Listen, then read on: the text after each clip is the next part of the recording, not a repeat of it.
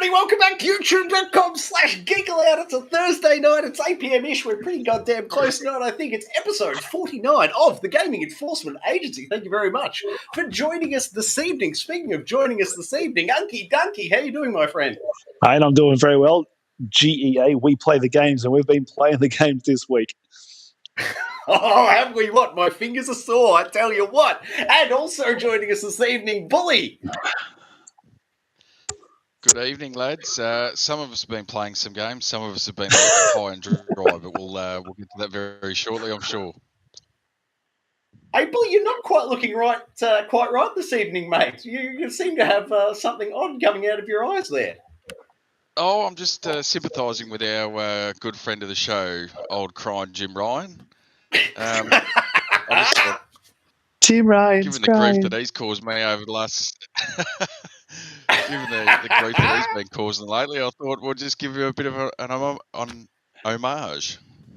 Now, just a little Very inside nice, mate. I love your work. Just before we start, a little inside baseball for everyone. We were playing games the other night, and Bully had his own rendition of a song that had some very good lyrics to Jim Ryan's "Crying." If you're good in the chat tonight, and if you put your hand up in there and have some words to Bully, we might get him to sing that song by the end of the show.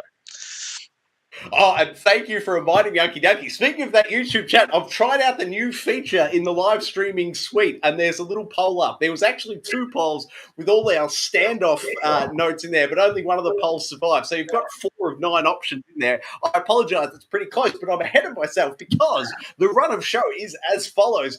Straight off the bat tonight, we are going to do games, interrogation, deliberation. That is the 9, count them, 9 games the 3 of us fellas have churned through this week. It has been an absolutely massive week. We couldn't be more happy to go deep diving in games, interrogation, deliberation on those 9 titles. And then, of course, it's the news segment and just making a bit of room for the 9 games. We've got a very short news segment for you this evening, but you're going to love it. They're the cream of the crop, so to speak.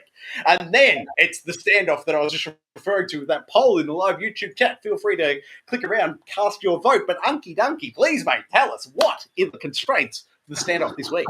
Mate, it was one of the biggest games this year launching this week, being God of War, otherwise known as Dad of War. We're looking at the best father figures in games, and we've got a few to sound off here. We've got about 9 of them tonight. So sound off in that chat. Tell us what you think is your favourite dad in gaming or father figure, and let's see if they match up with us at the end of the night.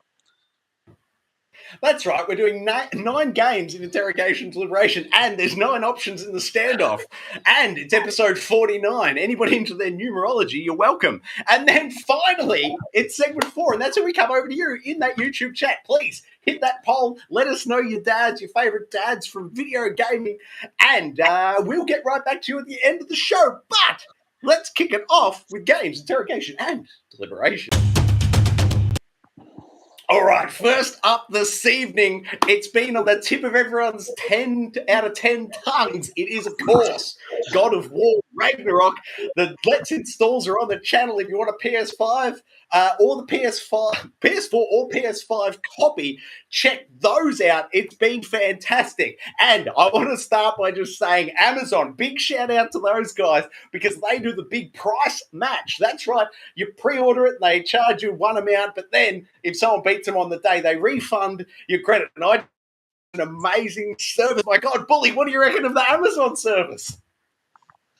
Amazon can bite me. If you are going to take the orders for a game like this and then not dispatch it until 4 o'clock in the afternoon on the day of release, you can stick it. And I don't think I'll be going back there again. I'm pretty sure that they're going to say, we don't really care about old Bully and his pre-orders and buying his games off of the old Amazon. Well, bad luck. You've done me. This is the 4th or 5th time this year that it's happened. I'm over it.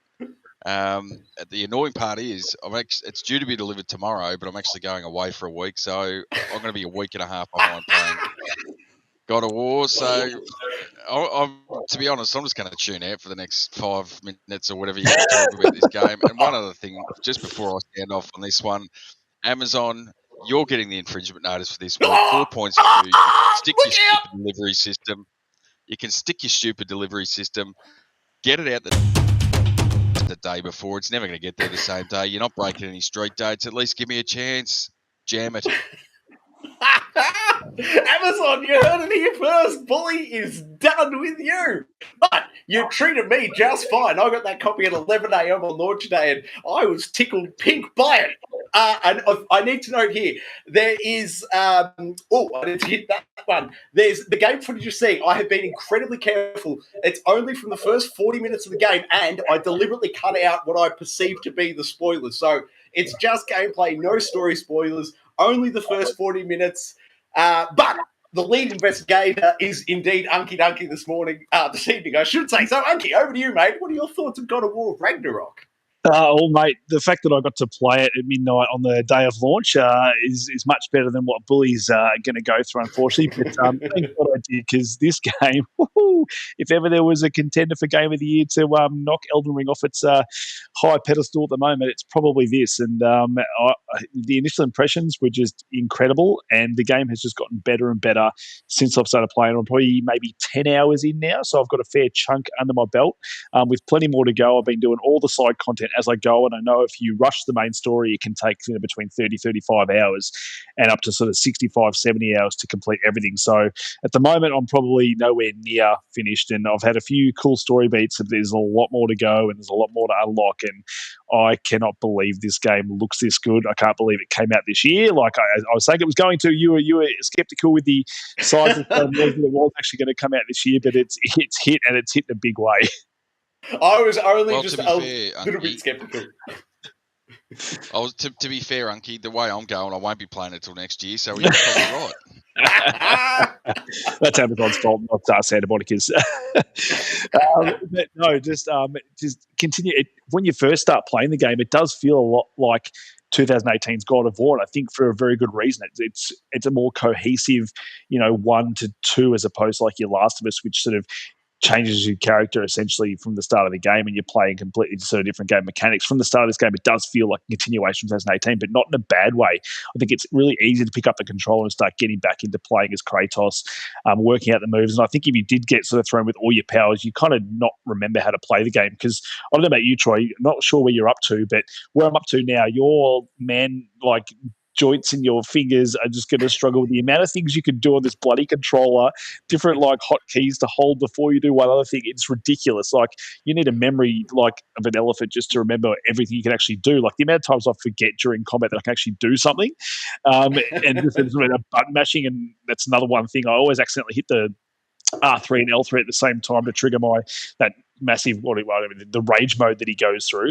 which as epic as it is, it's annoying when you accidentally click it all the time because your hands are just too busy on the controller doing things. And I know you're going to do the exact same thing because I've seen you play games. I know you accidentally hit buttons all the time, and if I'm doing this on the controller, you definitely will be. But speaking of the controller, god damn, this game feels so good in the controller. Like, I've never felt a game feel this good. Just that initial throw of the Leviathan axe and the chains of chaos, but even just something simple like rowing on your boat. It's not really a spoiler. You did it in the first game, but the controller, as you sort of push the oar through left or right side of the boat, you feel it in the left and right hand control, and it feels like you're literally pushing through water. It's really just sort of these fine details that they go through, and it just sort of enhances the whole experience and gameplay experience. Feeling that Leviathan axe come thudding back into your hand, a controller just feels like you are actually holding that. It's just incredible, and something we didn't really have with the PS sort of 4 version of the game. Yeah, we had sort of vibration, but that haptic feedback stuff is just absolutely incredible. Yeah, absolutely, man. I second that entirely. I'm blown away by the DualSense on it. Yeah, absolutely. And this just feeds into the gameplay. And with the gameplay and the combat encounters now, like, they've increased the sort of amount of enemies you fight at any given time. The enemies sort of all vary a lot more than they did in the first game. There's a lot more sort of more open arenas to fight in, and sort of Kratos now with his Blades of Chaos from the start of the game has these maneuverabilities where you can use circle to sort of zip up higher and get the high ground, or you can leap off and hold R1 and he'll do a ground pound attack, or you can use your Chains of Chaos to bring them towards you, and it's just and you can, I think there's logs and stuff, and there's like rocks on the ground you can actually fling during combat as well. They've just added a lot more to it, with stuff that you wouldn't even think they could add to this game to make the combat even more visceral than it already was. But just the additivity of just having those tools at your disposal from the start, the Blades of Chaos and the axe, and already having most of the abilities from the first game, I think and the stuff have already been expanded upon that even further. I still don't know where this game's going to go in terms of its mechanics, but I know it's got more to go because I can see the unlock trees and I can see there's space for sort of maybe even more weapons there. I don't know, but I'm looking how they've spaced those things out. I'm thinking you're going to get something else at some point. It's not a spoiler to say Thor's in the game because obviously he's been in all the marketing for it. So What? I'm thinking Troy may get to throw that hammer down once and for all. I'm not speculating. I don't know anything. This is not a spoiler because I'm literally at that nowhere near that point of the game. But I would be widely speculating that we may get to use Mjolnir at some point in this game. They'd be mad not to do that, Troy. Bring the hammer down! Oh, I can't wait to get my hands on that and feel it in the DualSense. Oh, mate, I cannot wait. I think they will do it, and when it happens, it's going to be amazing. Even though I think it's coming, but just even the smaller things like the Mimir conversations we used to have in the first game, where you'd be on the boat and you'd just be telling tall tales, and you might go do some gameplay. You sit back on the boat and he starts telling the same story. Oh, where were we up to? And he keeps going. All that stuff's there still, but to a greater extent, they always seem to be talking. There's all these like witty comments going on. Like I've laughed and chuckled on a number of occasions, just at certain things, like even just a small conversation about Atreus saying his beard's coming in and them talking about it, that sand on his face, and he's like, no, it's really coming in, and just stuff like that. And even I had to laugh at this because I'm one of those people that will always go off the beaten path to try and find collectibles and chests and stuff. When you sort of walk around with another character, and he's like say stuff like, "Oh, he's like a trail." So he's just looking around. He does this sometimes. Just said things like that, and then I just can't speak more highly of this game. I know I'm glowing, and I know I'm only 10 hours in, but it's doing all the right things that I wanted in a sequel to God of War, and then sort of even not so much met those expectations, but exceeding them. So, no, I'm very happy with what I've played so far, and I can't wait to keep going and see where this story goes. Yeah, man, it's amazing. As I said, I'm only 40 minutes in, but it was seriously that first 40 minutes, it honestly to me felt like an awesome TV show episode. It was perfect. But tip of the cap to Sony Santa Monica, they've got the from the main menu, there's an option to play the recap of the game one. It only runs for, 1 or 1.5 minutes or something, but it's the perfect thing because I haven't touched that game in a long time. So to come back, watch that minute and a half, and I'm like, oh yeah, it just caught me up perfectly. And then bang, as you said, Unky, straight into straight into the second game, picks it up seamlessly. It's fantastic. But I've got to say, in the first 40 minutes of gameplay, I've cut them out of here, so no spoilers, but there were 2 independent moments that brought me to tears. I haven't been crying in the first 10 minutes of a game. Like The Last of Us Part 1, but they got me at the 20-minute mark. At the 20-minute mark, they got me. These guys cut it in half. 10 minutes in, there were tears rolling down my cheek. It's so emotionally impactful. And now the big caveat, I think, to that is that I'm a father and I've got 2 sons, and this is very much a father and son story. So for me, and I was surprised that Corey, what's his name? Corey. Barlog. No. Bartlog, what the game director? Corey Barlog. Yeah, sorry, man, I had to break up. I missed it. I didn't think he was associated with this game. Like, I knew he did the first one, but I thought someone else was taking over. Yeah, so he wasn't lead director in this one. He just wasn't lead director. Oh, but he was creative director, I believe? Yeah. Yeah, which blew me away. I don't know why. I thought he was off on another project. I didn't realize he was involved in this one. But that guy, well, I'm giving him all the credit here, and my apologies to the rest of the team if it was somebody else. But if you are a father with a son and you play this game, the emotional resonance, as I said, brought me to tears on 2 occasions in the first 40 minutes. But not only that, and this is where video games win. They are the best medium ever created for any storytelling.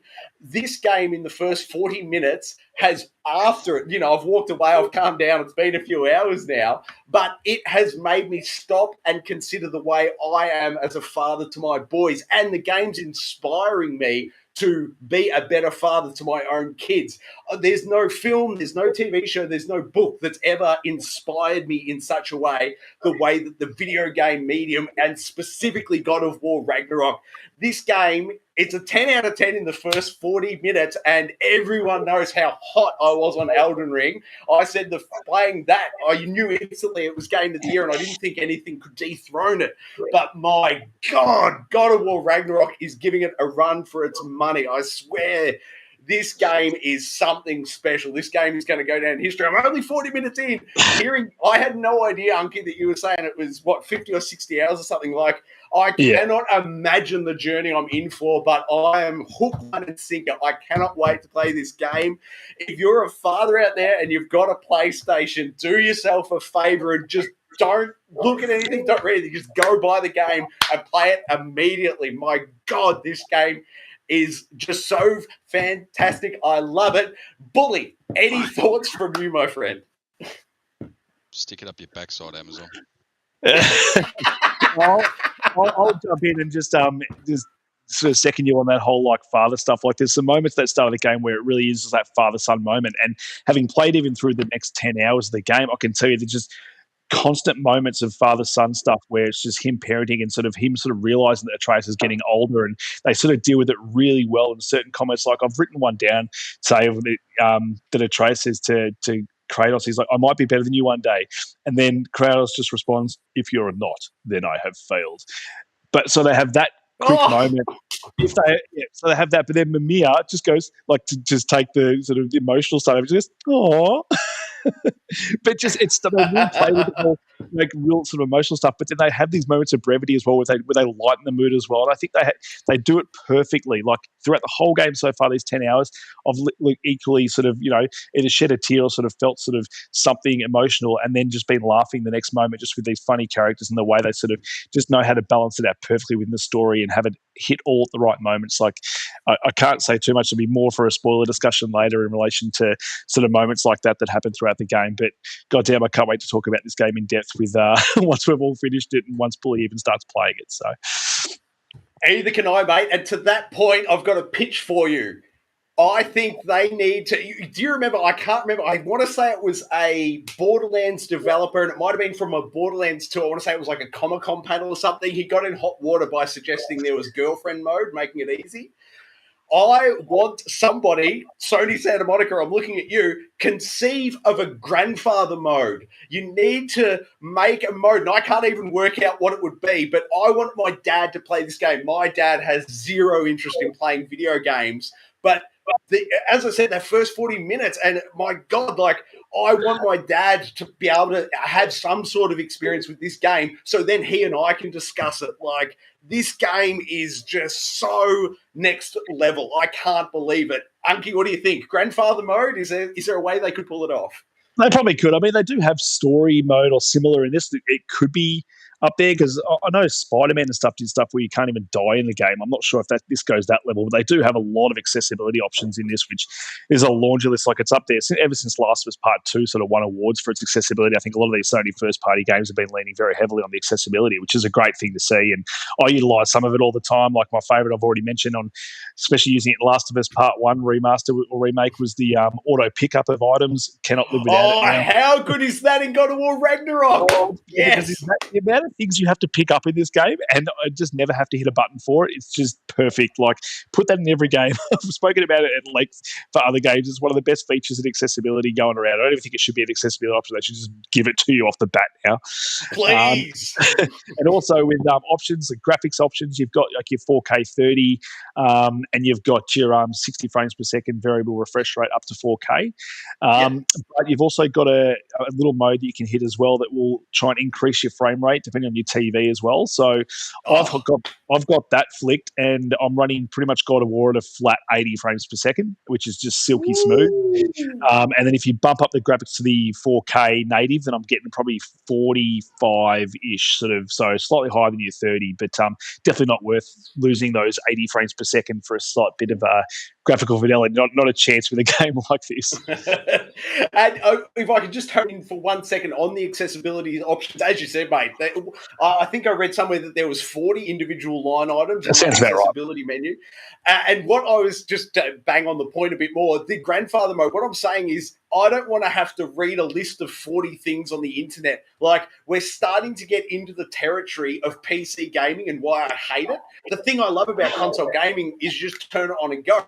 And this is what I'm saying about a grandfather mode. I want them to work out what the positions of those 40 sliders should be, and then just give me, like a preset at the top. Let me hit grandfather mode, have one of their UI experts go through and custom tweak all those 40 things, and then let me hit grandfather mode, switch all those 40 accessibility options to whatever makes sense for, a grandfather to play, so I can just hit the one button, grandfather mode, hand him the controller, and let him go at it. My God, it would be amazing. So I love the accessibility options, but I think they just need to start considering maybe a few preset type options where we don't have to go diving through it. No, not a bad idea. I do appreciate that none of the accessibility options hinder any trophies and stuff like that. So if you want auto-complete puzzles and stuff, you can do. You're not going to be hindered for it. You can put navigation stuff on to show you where you need to go next, which sort of takes off some of the joy of exploring in these games, because it's one of those perfect things I like to do in games. Like, you need to go this way. I'm not going that way because I know there's going to be a chest this way. And just that sort of, I just love that kind of exploring games. And you're always pretty much every time rewarded in God of War for going the different way, be it with some more story or items to collect, or both at the same time. So it's been very good with its side quests as well. I've done a couple of side quests now, which for any other game would be one of its main story pieces, and like the amount of story and action and stuff you're seeing on screen at any given time is just ridiculous for a side quest, and you don't even need to do them. Like, you can apparently wait to end game to do them all if you want, but as I said, I'm trying to play through it all and get all the gear, because that's where all the good gear is in those side quests. So I want to upgrade my Kratos to be the best Kratos he could be, so I can get through the game. And I just can't wait to do it. It's going to be amazing. Just 2 final points from me, and then I'm done. The first one is, I can't believe Sony charged $15 for the PS5 upgrade. Where does Jim Cryan get off? Nickel and diamond me. Gosh darn it, that should be a free upgrade, no question. And this is the final point for me, and this is 2 negative points, but I got to say, this game is 10 out of 10. Don't let these dissuade you, but they need to be said. The other one is their day one patch took God of War Ragnarok to version 2. Total insanity, boys. I'm looking for a sanity check. Am I crazy? This is the only game that's ever done it. Like, your day one patch is normally, 1.01, version 1 on the disc, and then day one patch is version 1.01. Am I just ridiculous for being outraged that their day one patch made it version 2? Well, they did put up 160 changes, so maybe they considered so much compared to all the people that would have got pre-release, like reviewers and stuff, to be like, no, this is a substantial patch, and they did implore everyone to make sure they downloaded that patch before playing this game. So, you know what, if they want to call it that, why not? All right, then, I'll stand down, shall I, on that point. But that's it from me. Unky, any final thoughts from you before we move on?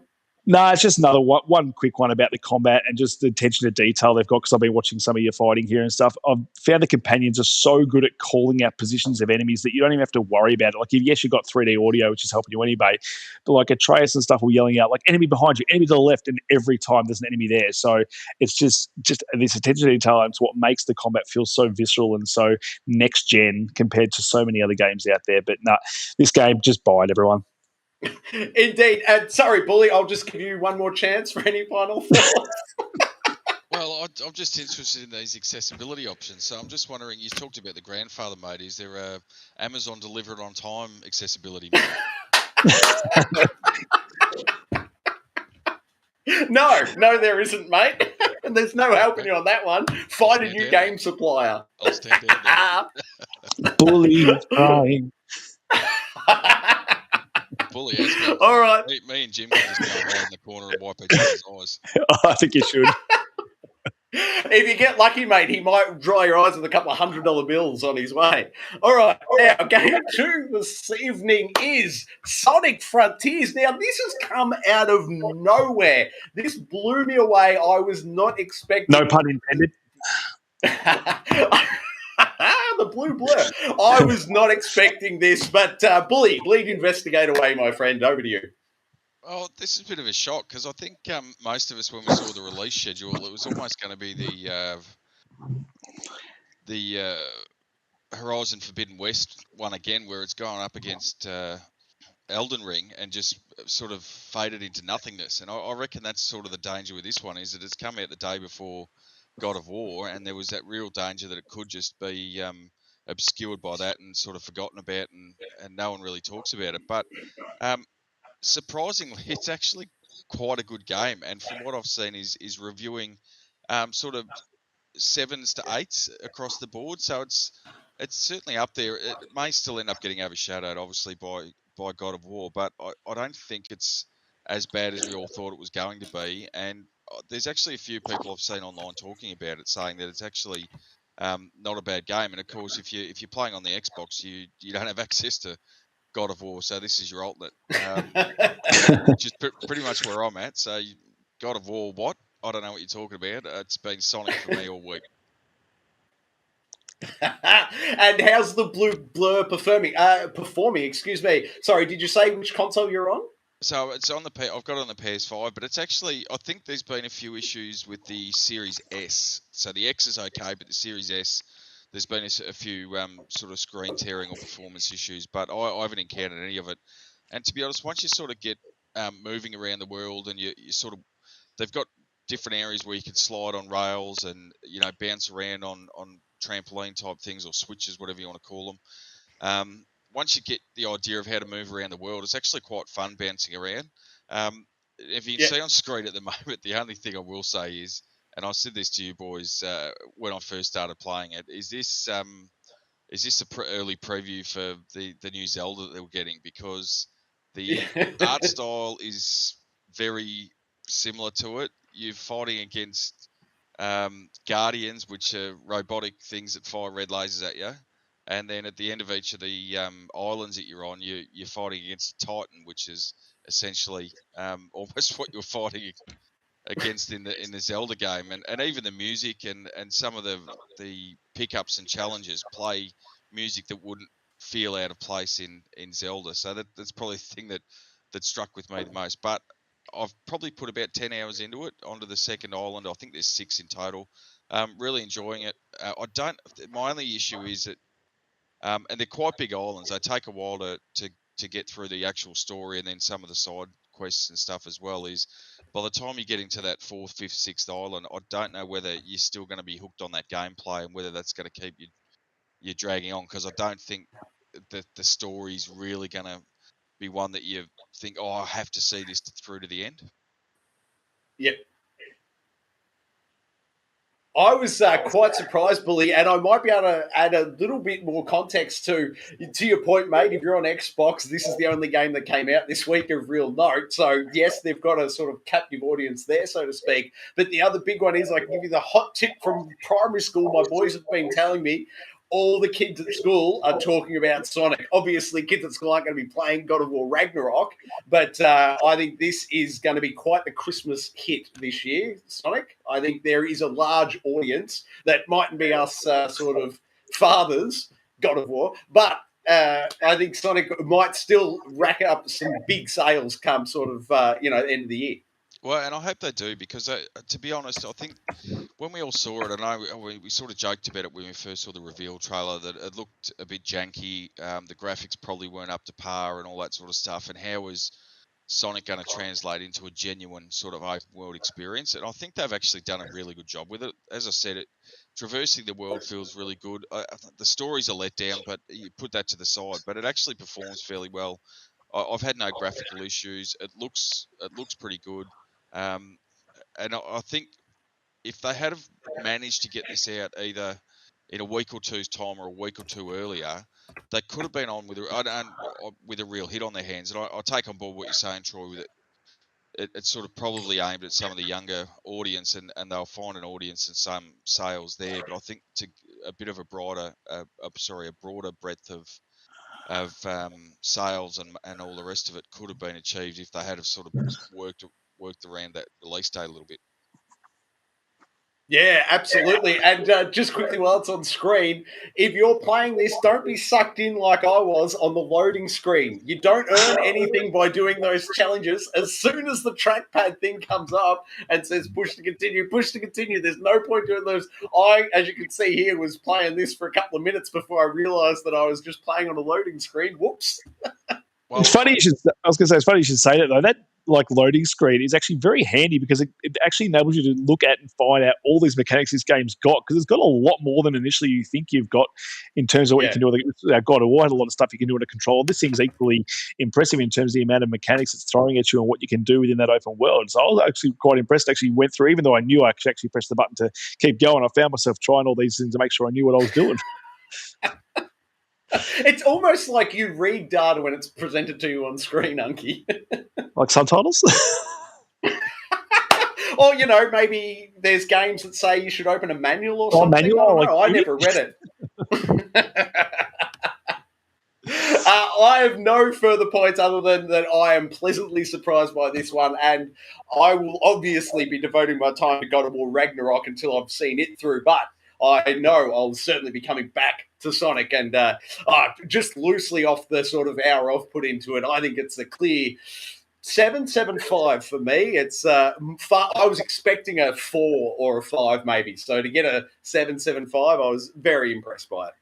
No, that's right. And I was impressed, like, initially loading up as well. I didn't really know what to expect. I think more than anything, I think this is a great direction for Sonic to go. I think this might be the first iteration of it. I think if they can sort of iterate upon what they've got here, they can create a really good Sonic game that can maybe, stand tall amongst like the Marios of the world and stuff like that. But I was really pleasantly surprised with how the open world worked and how the challenges that you do to unlock more of the map that then give you these fast rails to sort of go around the map that aren't initially there, even though they look like they're just sort of in the sky or whatever. I think it works really well, and the way you've got to unlock the sort of more old school style Sonic levels, as you can see on screen now, that this is how you unlock the keys to sort of get towards those final bosses where you play as Super Sonic. I just think it's a real good formula they've got going, and I reckon once they hone it and sort of bring out Sonic Frontiers 2 or whatever they want to do, I just think it's a really good place for Sonic, because I've never really been into Sonic before, and this is the most I've been into Sonic in a game before, and I've never put in probably more than a couple of hours, and I've already probably put in maybe 5 or 6 in this. And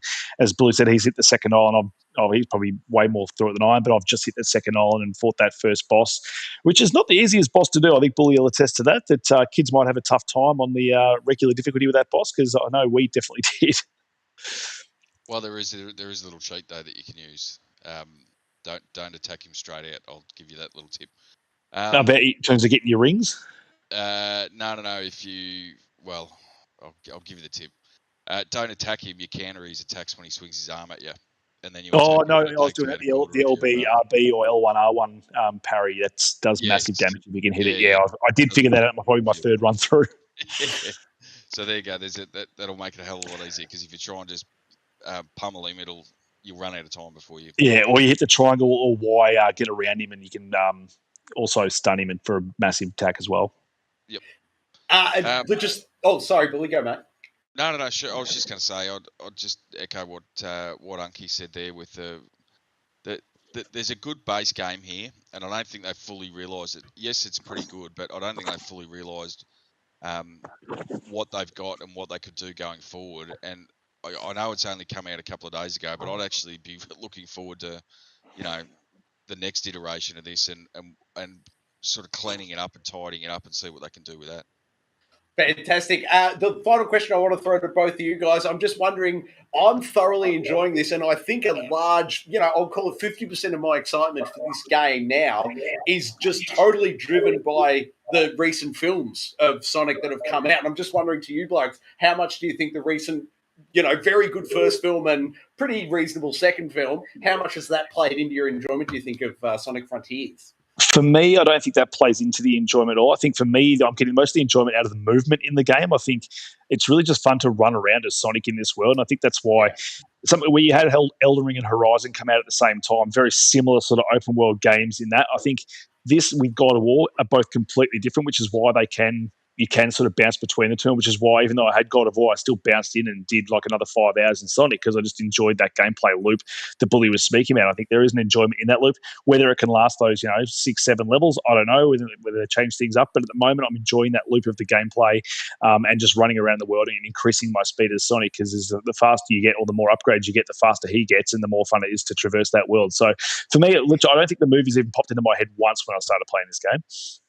Oh, really? Because I really do like those movies.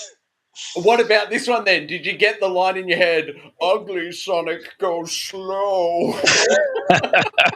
No, I didn't. But I did like Ugly Sonic's cameo in the Chipmunk movie. That was fantastic. And sorry, Billy, just your thoughts, mate. Did the films play any into your joy of this game at all? Oh, not in the slightest, to be honest. My kids have watched both of them, and I've seen bits and pieces of it in passing, but I've never actually sat down and watched either of them. Oh, So, do yourself a favour. They're fun movies. oh, I don't know. I'm not quite sure. That was a bit of the old Sonic I saw in some of those movies, and that's why I kept walking past while the kids were on. All right, then. If no one has any final points, may I suggest game 3 this evening is, what is it? This is Gotham Knights. And once again, as you can stream, Unky Dunky jumped into my game to help me through a boss. And sorry, guys, I'm getting a lot of slap back off one of you. But as you can see here, both Unky and I were playing as Robert simultaneously, which was pretty epic, I thought. I didn't think they were going to allow it. Sorry, can one of you blokes mute your monitor, please? I'm hearing myself back and it's throwing me.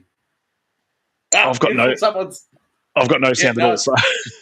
All good, mate. It speaks. And the big thing I want to say about this one, the warning, is the I just assumed off looking at the front cover that it was a 4-player online co-op game. So Freezy here was kicking my teeth in something severe, and so I put out a message to 2 people. I'm like, back up now, Gotham Knights.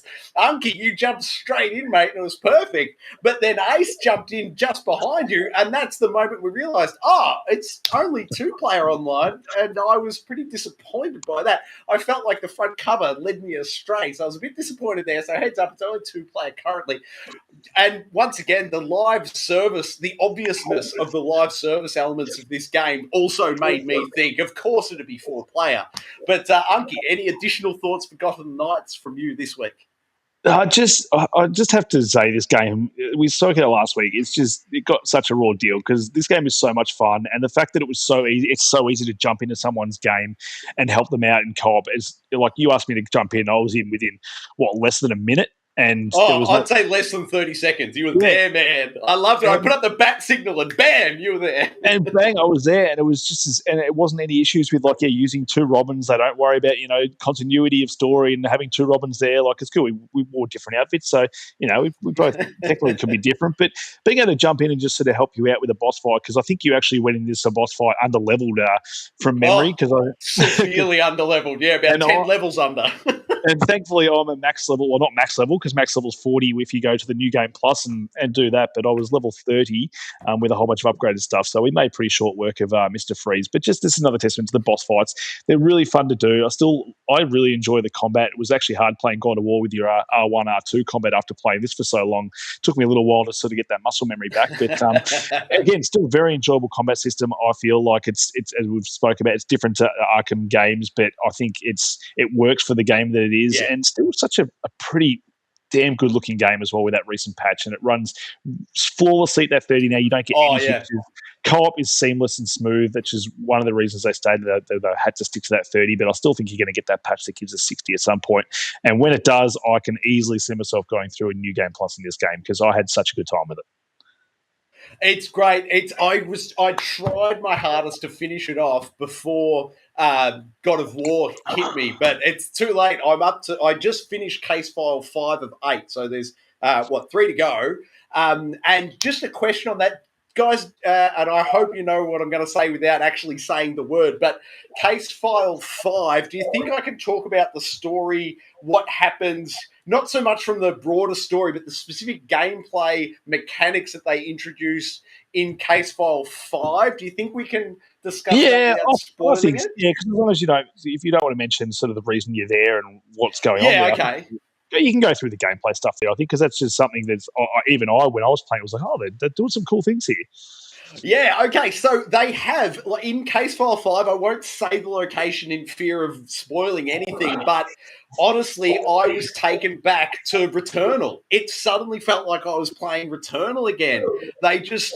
They're moving elements around within the level, and it's just so well crafted. It's such a unique gameplay experience. As I said, it reminded me of Returnal, but it was really its own beast. I'm just saying Returnal to try and allude to what they're doing without actually dropping any spoilers. But I would say you need to play this game, even just play Story Case 5 just to see that moment. And I know we've spoiled it before, so I'll say it's not a gameplay mechanic at all, but it's as impactful as Unky, you're going to have to help me out. The end of, or toward the end of Control, what's the maze called? Is it Cigarette Maze or something? Oh, yeah, I know what you're talking about with the music and everything. Yeah, but if you know the end of Control, where there's that Cigarette Maze, I don't know why that phrase is jumping into my head, but if you know that, like that oh my god moment where they've just suddenly taken a hard left turn, Case File 5, which is it? Sorry, Billy. Ashtray Maze. Ashtray, close. Ashtray, cigarette ashtray. You know, I was close. Yeah. We'll give you that. But it's that kind of left turn out of nowhere that just tip of the cap to them. And it was honestly, I was really happy sitting at a 7.5 for this game. As I said, I haven't finished yet, so subject to change. But once I did Case File 5 and played through that, I'm like, it's an 8 now. It's now an 8 in my mind. That's how good this game is. I can't believe the dirty job, your IGNs and stuff did on the review score of Gotham Knights. Sorry, Billy, over to you, mate. I've been yammering on. No, that's all right. I think we've covered it in the last couple of weeks, and you guys have probably touched on the co-op sort of things today. I know this game's still getting a little bit of flack, but I don't see where it's coming from. I've really enjoyed it. The patches that they put in have really improved the experience. To be honest, I finished the story and went back and then started up a new game plus and put it into it after that as well. And really enjoyed that, and just sort of thought, I don't know if I want to put, another 20 or 30 hours into getting all the collectibles to go towards the platinum at this stage. But I reckon it'll be something I'll go back to in another couple of months and play through it again and do it on that new game plus and get the platinum. But it really enjoyable. As I've said to quite a few people, don't treat it as a Batman Arkham game. Just treat it as a DC action game.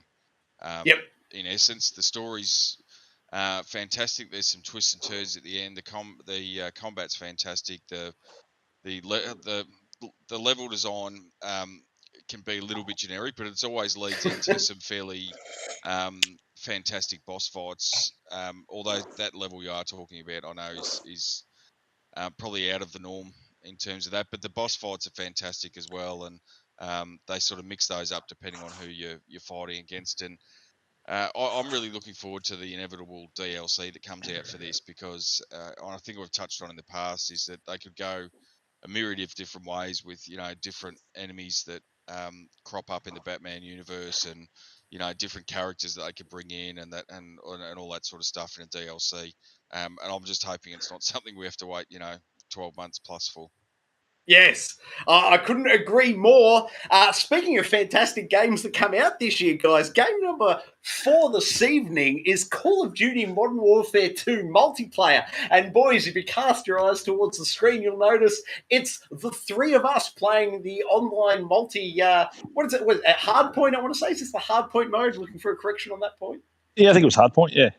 Yeah, and it's the first time the 3 of us have gone hands-on. Bully, I think this was your first week with the game, so I think it's maybe I'll hand it over to you, mate. I'll just briefly say, sorry, before I do, the online multiplayer, when you've got a couple of mates to jump in with, it kicks it up another gear. I know I was singing this game's praises last week, but honestly, find yourself a squad of blokes, get on there, and that multiplayer just ratchets it up to 11 beyond 10. It's absolutely phenomenal. Gentlemen, thank you for playing late night with me during the week to capture this footage, and I appreciate it. Bully, your thoughts now that you've gone hands-on, mate?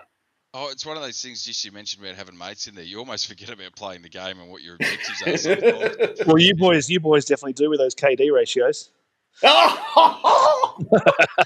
Hey, Unky, play the objective, mate. What can I say? Look on screen, play the objective. Don't tell me, tell Bully, mate. I was on top of our leaderboard except for this one game where I think I was just under you because I played my kills and stuff. Like this is I think the only game where I wasn't on top of you boys.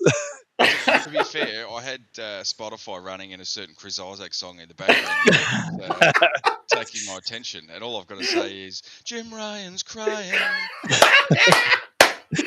I love it. That's where all my infinite energy was going to. So Surely you can forgive the bad KD ratio for that. And listeners, now you know what I had to deal with. You heard that song once. I reckon I heard it maybe 50 times in one match, and there's no wonder that, my KD was sort of better than other people's that night. Well, that's just the frustration coming out. And to be fair, by the end of it, I had Troy singing it. So No, you did. Bully, I got to tell you, mate, I've been singing that song all week. I've had Chris Isaac on loop in my kitchen, mate, all week. I've just been singing that. I've just flat out been singing that song, man. And I need to put a call out to anyone in the audience who can cover songs.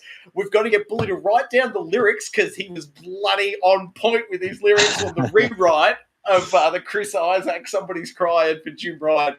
It was hilarious. And sorry, Bully, we keep derailing you, mate. Your thoughts on Call of Duty now that you've got heads on, please. No, that's all right. I think the multiplayer side of things, I think it's a little bit harder to get into than previous Call of Duties in that, I was a little bit late to the party and, a week or two in where people have already upgraded and got their XP and got their weapons sorted and worked out what their setup is and all that sort of stuff. When you start playing against the guys that have put a lot of time into it in that first week or two that are well outskilling you and out leveling you, you get smashed fairly quickly, and it's only through putting in that time and effort to get yourself up to that sort of level where you've got guns that can match them, and you've got the attachments and that sort of stuff that can help. And also part of it is working out what sort of weapon you've got, because I think the M4 that I started with was had like a semi-auto mode, and then there was another attachment that you could put onto it that basically it was the same gun, but it almost changed it entirely the way it played. So it was one bullet per pull of the trigger, a lot more damage but a lot slower and that sort of stuff. So you got to really work your way through as to what your play style is and that sort of stuff. And as I said, it makes it probably a little bit harder to get into, but once you get into the swing of things and start working your way through that, it's really enjoyable, as you said, and you throw a couple of friends in there and, it's just a fantastic experience again. And I did end up jumping over into the campaign today as well. And I'll be honest, I haven't played a Call of Duty campaign in years. I was shocked at how good it looks, number one, in the campaign mode, and how much fun I was having with it. And each of the missions, there's variation in them, whether you're sniping from a distance or you're doing, clearing houses, or one of the missions had you in a support plane shooting the enemy as they're trying to target your guys as well. So there's a lot of variety in there, a lot of fun. It's something that I've probably missed in the last couple of years, not playing those single player ones, just focusing on the multiplayer. But I don't know how much more you guys have put into it this week. Yeah, speaking of campaign. Go, Unky, go. No, you go, mate. No, I was going to say before anything else, I've finished the campaign now, and I was down a little bit the last time we spoke and said, because I was at the midpoint of the game, I was like, I just want something sort of more to happen, and I was pissed off with the checkpointing and stuff. But it feels like since the last patch, a lot of that's helped the game, and I finished off the last couple of missions, and my God, I'm high on the campaign now. Like, it's by the time you get to the end of it, they kind of give you everything of Call of Duty all in this one game. And for me, I really like the silent pistol and silent SMG, and you're sort of working around, you can stealth it and then go loud if you want to. I like those moments of Call of Duty, and sort of those last sort of 3 missions, they really do that, and they do it really well. So I won't give any spoilers, but I'm quite high on the campaign. And Troy, I'll let you go on with the campaign experience I gave you this week as well. Oh, that's exactly where I was going to next, mate. You're reading my mind over there. I've got to tell every viewer out there, I stopped by the Unky Dunky Palace of Gaming. My God, has that man got a beautiful setup. It puts this whole studio to shame. He's got the best monitor I've ever laid eyes on. It's bigger than the wall it's hung on, and it runs at 120 frames a second. And my God, this game running at 120 frames a second, my eyes were melting. Oh my God. It was such a thing of beauty. We checked out a couple of other games, but sorry, I'll stay on point for Call of Duty. Unky Dunky fired up level 1 for me, Bully. So, the cruise missile coming in. Unky Dunky sort of detailed it for us a few weeks back, but I'm just here tonight to second what he was saying. That is phenomenal. That rocket goes off, and Unky's sound system, you're shaking. It's phenomenal. The bass vibrations through the chest when that cruise missile lands right at the start of the game, and boom, the windows are shaking around it. It was just a phenomenal experience. Unky Dunky, I think you need to tell us your secret. How do you ever pry yourself away from that room to get anything else in life done? Mate, it's really, that's why I put the gym on the other side of the house, so I have to go over there. So it's the only 2 rooms I use is the gym and my gaming setup. It's all I really need. I mean, the kitchen's there, but that's, I don't need to use that as much as someone else in the house. Try to see if she can see me. She can't see me. but no, it's not even just the loudness of it. Like the sound design in this game and in Call of Duty, just in general, this whole package is just second to none. And it with obviously a decent sound system that I've got, it picks up on all that. And it's not even just the sound and the bass and stuff. When you play multiplayer, you can like hear and feel the bullets whizzing past you, and just the sound design of that's just impeccable. You can hear when someone's to the left or to the right of you or in front of you. Like, it's just incredible. And I think we ran it up to the I think we had the Troy's fisheye view, rammed all the way back, and it was still running pretty much at 120 frames without a hitch. It was further to that point. Unky Dunky's monitor has the ability to, you can pop up a menu and it gives you like the gamer's readout, and it gives you the frames per second readout. And we did an A/B comparison. We had default settings on 120 frames a second, and then I went in and tweaked it to the way my config is at home, the full fisheye view, cranked up the sharpness, pissed off the motion blur and all that stuff. And the goddamn PlayStation 5 did not skip a beat. Fisheye tweaked to the max, still 120 frames a second. It was just absolutely beautiful. And Unky, has my application to move in past your missus, or is that a no-starter? It's still on the desk, right? It's still on the desk. I got to get it assigned. It's just an absolute thing of beauty. Oh, we'll get to this later, but just to sow the seed now, I'll let everyone know, when I was around at the Unky Dunky Palace of Gaming, I took with me the old man hands arcade stick, and Unky had a chance to go hands-on with the platforming games on the Xbox that I've been banging on about for the past couple of months here. Unky, can you give us just a little sample? What were your initial thoughts of the old arcade stick on Xbox? Oh, initial thoughts were great because I don't think I've got hands-on with an arcade stick since like I was a kid in the arcade. Wait, check the screen. Who's on top of the leaderboard, boys? All right, sorry, I'll back to you. He's handpicked that one. Who's underneath you? Hashtag real gamer. That's you, mate. That's you. No, the stick was great. Like it literally feels like being in an arcade without actually having to pop your dollars in. We gave Ninja Turtles a go. I think Cuphead went a go, which I was really bad at. But we played IAI as well, which I found much better using this controller. Even though I had the pissy little shooting noise, I was still annoyed with it, which I managed to point out to Troy. But even my sound system couldn't make that sound any better, really. But that game, way more fun with an arcade stick. We even jumped onto some Xbox cloud gaming, did some Mortal Kombat 11 and Injustice 2, and both those Injustice games. 2, yep. Yeah, and it just felt so good to play with an arcade stick. It's a real weird, surreal experience to have outside an arcade, to be sitting in your own house on a giant TV playing these games with a stick. It was just, it was a cool experience, and I thank you, Troy, for bringing it around. You're very welcome, mate. Now, we're going to bounce off this game, but I just want to throw one big shout out to Ace. Buddy, Ace, this is your round, mate. At the end of this round, the scoreboard comes up. We're not going to get to it, but I can tell you, Ace pulled off 34 kills in a single multiplayer match. Now, I've been scratching my noodle all week, and I'm pretty sure my highest score in any multiplayer shooter ever for, a standard round, 5 minutes or whatever, was 23. 23 is the maximum I ever did. Ace pulled off 34 of this. So tip of the cap to that bloke. Unky, what's your, just out of curiosity, mate, what was your highest score, do you reckon, ever in a multiplayer game? Wasn't better than 34, really? That's the question. I reckon I've gone high 30s in a Call of Duty before. No, I think the best I've done this Call of Duty is maybe 27 in a round. I've done it a couple of times now, so we could probably push that if I played a bit more of it. But it's going to be real hard with God of War out at the moment because I can't see me playing too much else at the moment. This might just be a nice palate cleanser every now and again just to jump in there. But I swear much less when I play God of War. That's for sure. And Bully, sorry mate, same question to you. What do you reckon your highest score ever is in a multiplayer? I think mid-30s. I reckon Ooh. was one that I got. I think it was. I know I was playing Vanguard a couple of months ago, and as much as I decry the dirty, rotten campers, I managed to find myself a sweet little spot and people off left, right, and centre and pass it up. Very good. All right, fellas, we will now move along to game number 5 this week, and it is more a Plague Tale Requiem. I haven't touched a lick of it, but Bully, over to you, sir. You have.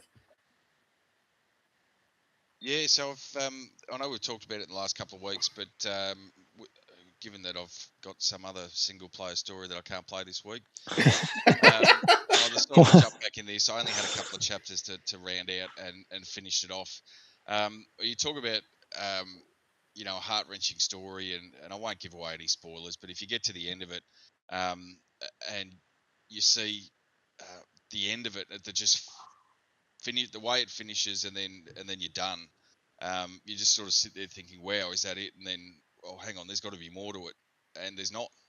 Oh no! It's just finished, and you sort of go, "Well, I don't know where they're going to go from here," because obviously the first one the first of the Plague Tale games sort of came out of nowhere and was a bit of a surprise hit. I think this one's doing pretty well as well. So, how they're going to try and manipulate this ending into something else, not quite sure, but we'll see. But I really enjoyed it. There's probably I found towards the end of it, I don't know whether they sort of ran out of ideas or thought, let's try and mix it up a little bit. But there's some encounters that you sort of go through that are just really out of place in the rest of the game, which is, like, for those who haven't played it, it's primarily a stealth game, and you're playing as a teenage girl, and you've got to protect your younger brother, who I think he's 8 or 9 or whatever he is. So you can't go up against guards one-on-one and expect to beat them. So you've got to use stealth. You've got to use those sort of mechanics to get through the levels. And then, it almost flips on its head in some places where you're forced to go head-to-head with them. And it just becomes ridiculous, the way it works. And there was one particular section that I ended up, just because of the way it's set up in a confined space, and you got to go head to head with them, and they're coming from all angles. And I reckon I ended up dying probably 20 or 30 times before I got through it. It was just absurd, to be honest. And welcome to my world. Well, if you'd sort of been building up to that through the game, you'd sort of go, yeah, fair enough. I just haven't learnt the skills or the mechanics of it yet. But you basically just get thrown into something that's so out of place that you just. You're sort of sitting there thinking, this is, you haven't got a skill tree that gets you up to help you with this, and everything you've learnt through the game doesn't help you with it. So that's probably my only one criticism as such. The only other thing I found is the setting in the first game was what really did it for me. So you were in, 1300s France. They did a fantastic job of setting the scene in the first game, and exploring the towns and the cities and all that sort of stuff, which you do for probably the first half of the game, I suppose, in this one. And then you move to a different setting, which, again, I won't spoil it and go into it, but you move to a different setting for the sort of the second half of the game, which I didn't enjoy as much. And then the ending of the game is, for want of a better word, a little bizarre and almost sci-fi, which, again, is not really sitting with, Wait, can I have a wild guess? Shoot. Do you emerge from the Animus and it's modern day? No, I didn't see. Was it Derek from the Animus? Yeah, I think it was, mate. Yeah. Doesn't he cop a knife in Assassin's Creed 3? Desmond. Oh. Played by none other than Nolan North. Really? I'm glad that he copped the knife, because if he didn't, I was going to find him and knife him anyway. I like Desi. Wildly annoying character. Des, good name though, Des. Oh, shout out to Des from Vanguard, last year's Call of Duty. Throw a banger in there, mate. That guy's a bloody legend. Sorry, Billy, I keep cutting you off. No, that's right. That's pretty much all I've got to say about this. If you've played the first one and enjoyed it, this one's good and worth your time, but probably just a rung or two below how good the first one was. And I don't know whether that's just because of either how good the first one was or how just out of the blue the first one was, that it sort of blew you away and was totally unexpected with what you end up getting. But again, it's on the PlayStations and the Xboxes. It's free on Game Pass, so if you've got an Xbox, you probably got no reason to not jump into it and have a bit of a crack at it. Well worth your time, and probably I think all up maybe 15 odd hours of story to plough through, and so not all that long. Billy, I've got two questions for you, mate, and I apologise because they're without notice. The first question, just to your point, you're sort of saying, game 2 ends and you're sort of left sitting there. My question is, do we know, I don't even know the name of the developers of this game, but do they own the IP, or have these two games been based on other media? No, I believe they own the IP, so unless it's come from somewhere rather obscure, but I believe it's all developed. It's a Sobo studio. It's their own. It's their own IP. They own the IP, so there's nothing else like this. So, and my point just on that was, if they do own the IP, you've got to think they're going to go back to the well a third time. Surely, this game has sort of been on so many gamers' radar. To your point, Billy, out of nowhere. Surely they've got to keep this now in franchise mode. We'll get 4, 5, and 6 maybe. Well, look, to be honest, I can see that there is a direction that they could head in, but it would be entirely different to the first two. Again, without getting into it and getting spoilers, because it's only a relatively recent release. There is a particular way that they could go about it to keep the franchise going, but as I said, it would be entirely removed from the gameplay elements and the story structure and all that sort of stuff in the first two games. So, could it be done? Yes. Would it be as successful? Don't know. I guess time will tell. Well, I suppose now that I've just thought about it a minute longer, if this is what they've done, and imagine how many lessons the developers learned on this, who knows what else could come, other brainchilds those developers could have. Maybe now's a good time to drop it. Yeah, go explore another area, guys. Clearly, you've got the chops to conceive and execute on an idea. Have a fresh idea and give us another crack. I'm also fully in support of that. Whatever they feel like doing, sign me up. That was the other thing. Oh, sorry, mate, go. Jump on so my understanding was when they made the first game, there was never ever supposed to be a follow up to it, and it was just because it was such a critical hit and a surprise that they sort of pieced something together. And to be fair, it's only taken them another couple of years, 3 years, I think.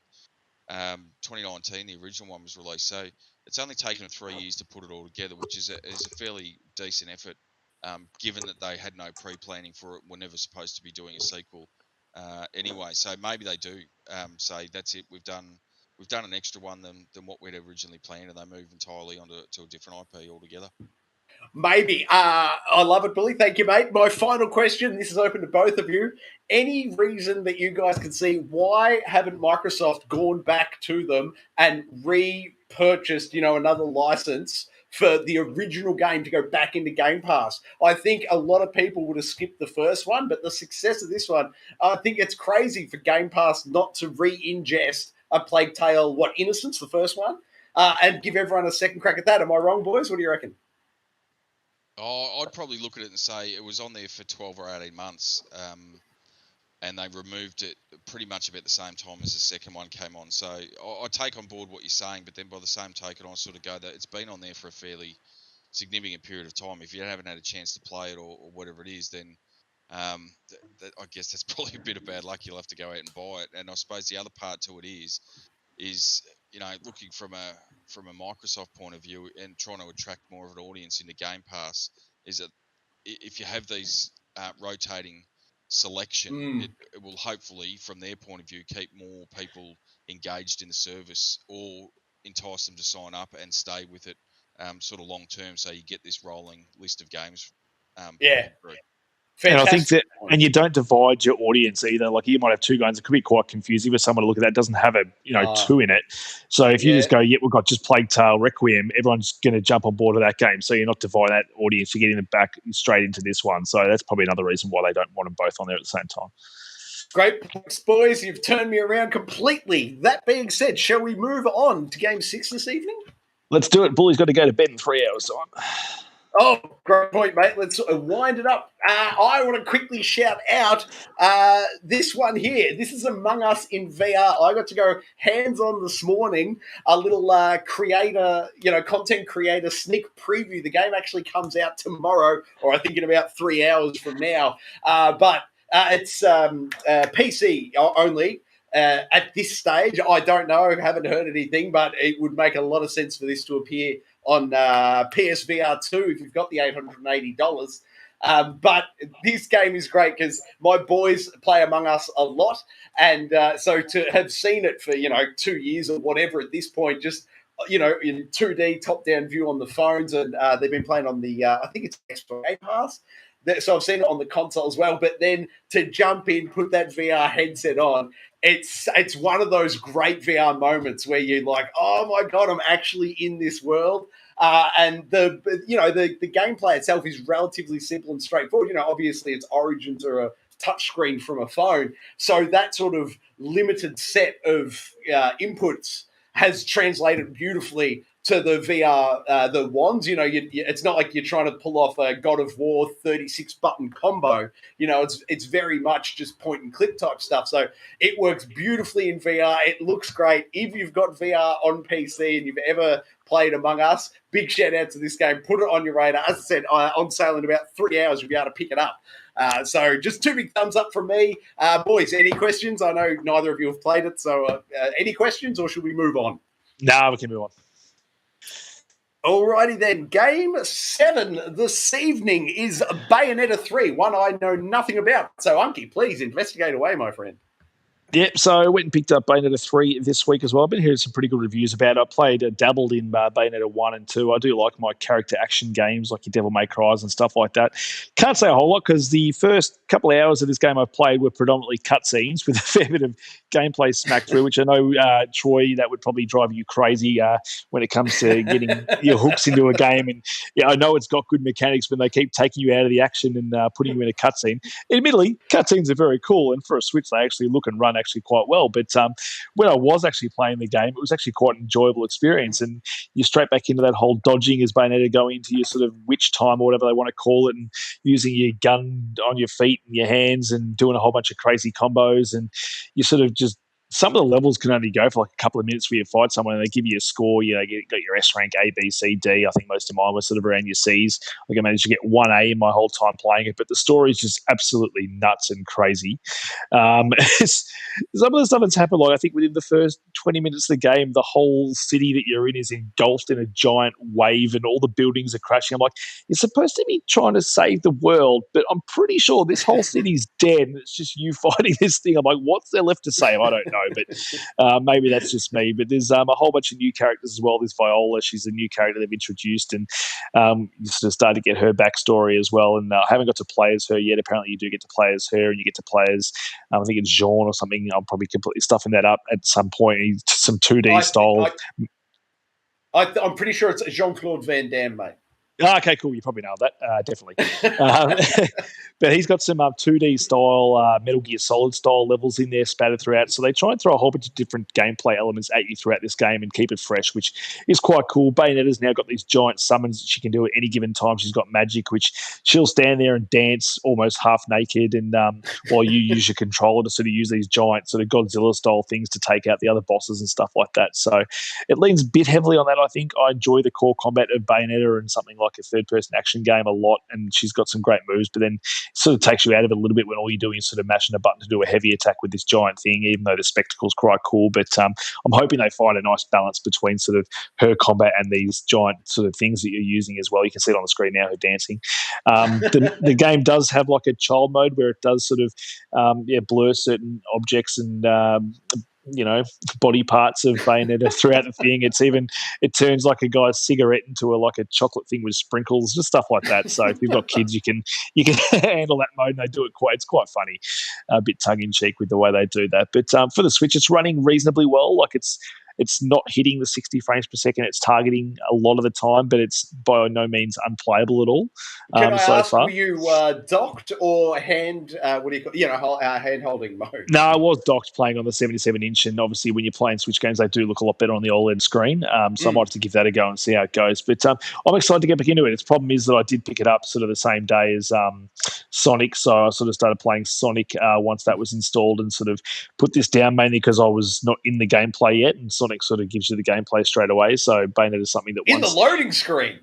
yeah, well, then you do get the loading screen. We saw it last week in last week's standoff. That it's still there now. The load screens are much quicker than they used to be, so you don't get to stick in there for too long. That's probably the most gameplay I've actually had in this game so far that I've played, because I've probably been in more game loading screens and as Bayonetta doing my moves than I have actually with the actual game itself. So I'm hoping, there's. I know the game that's supposed to have a lot of cutscenes, but I'm hoping they sort of find a better balance between gameplay and cutscenes moving forward. But I'm excited to keep playing. It's obviously, we've already spoken about Game of the Year God of War Ragnarok, and that's going to take up it's going to take a lot of my time in the next couple of weeks while I polish that off. But for a bit of palate cleanse, a bit of Call of Duty, a bit of Bayonetta 3, and I think we'll have some good time. I think we just need some Christmas break to hit or something, just so I've got time to play all these bloody games coming out of the month.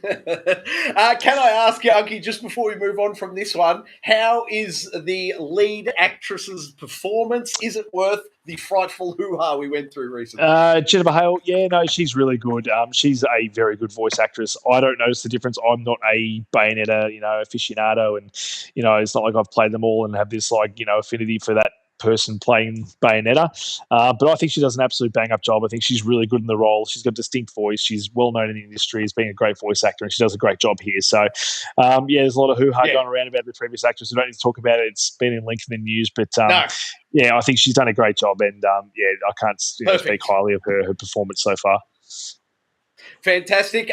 Bully, I heard one or two of your keywords mentioned from Unky. So any interest from you, mate, or no?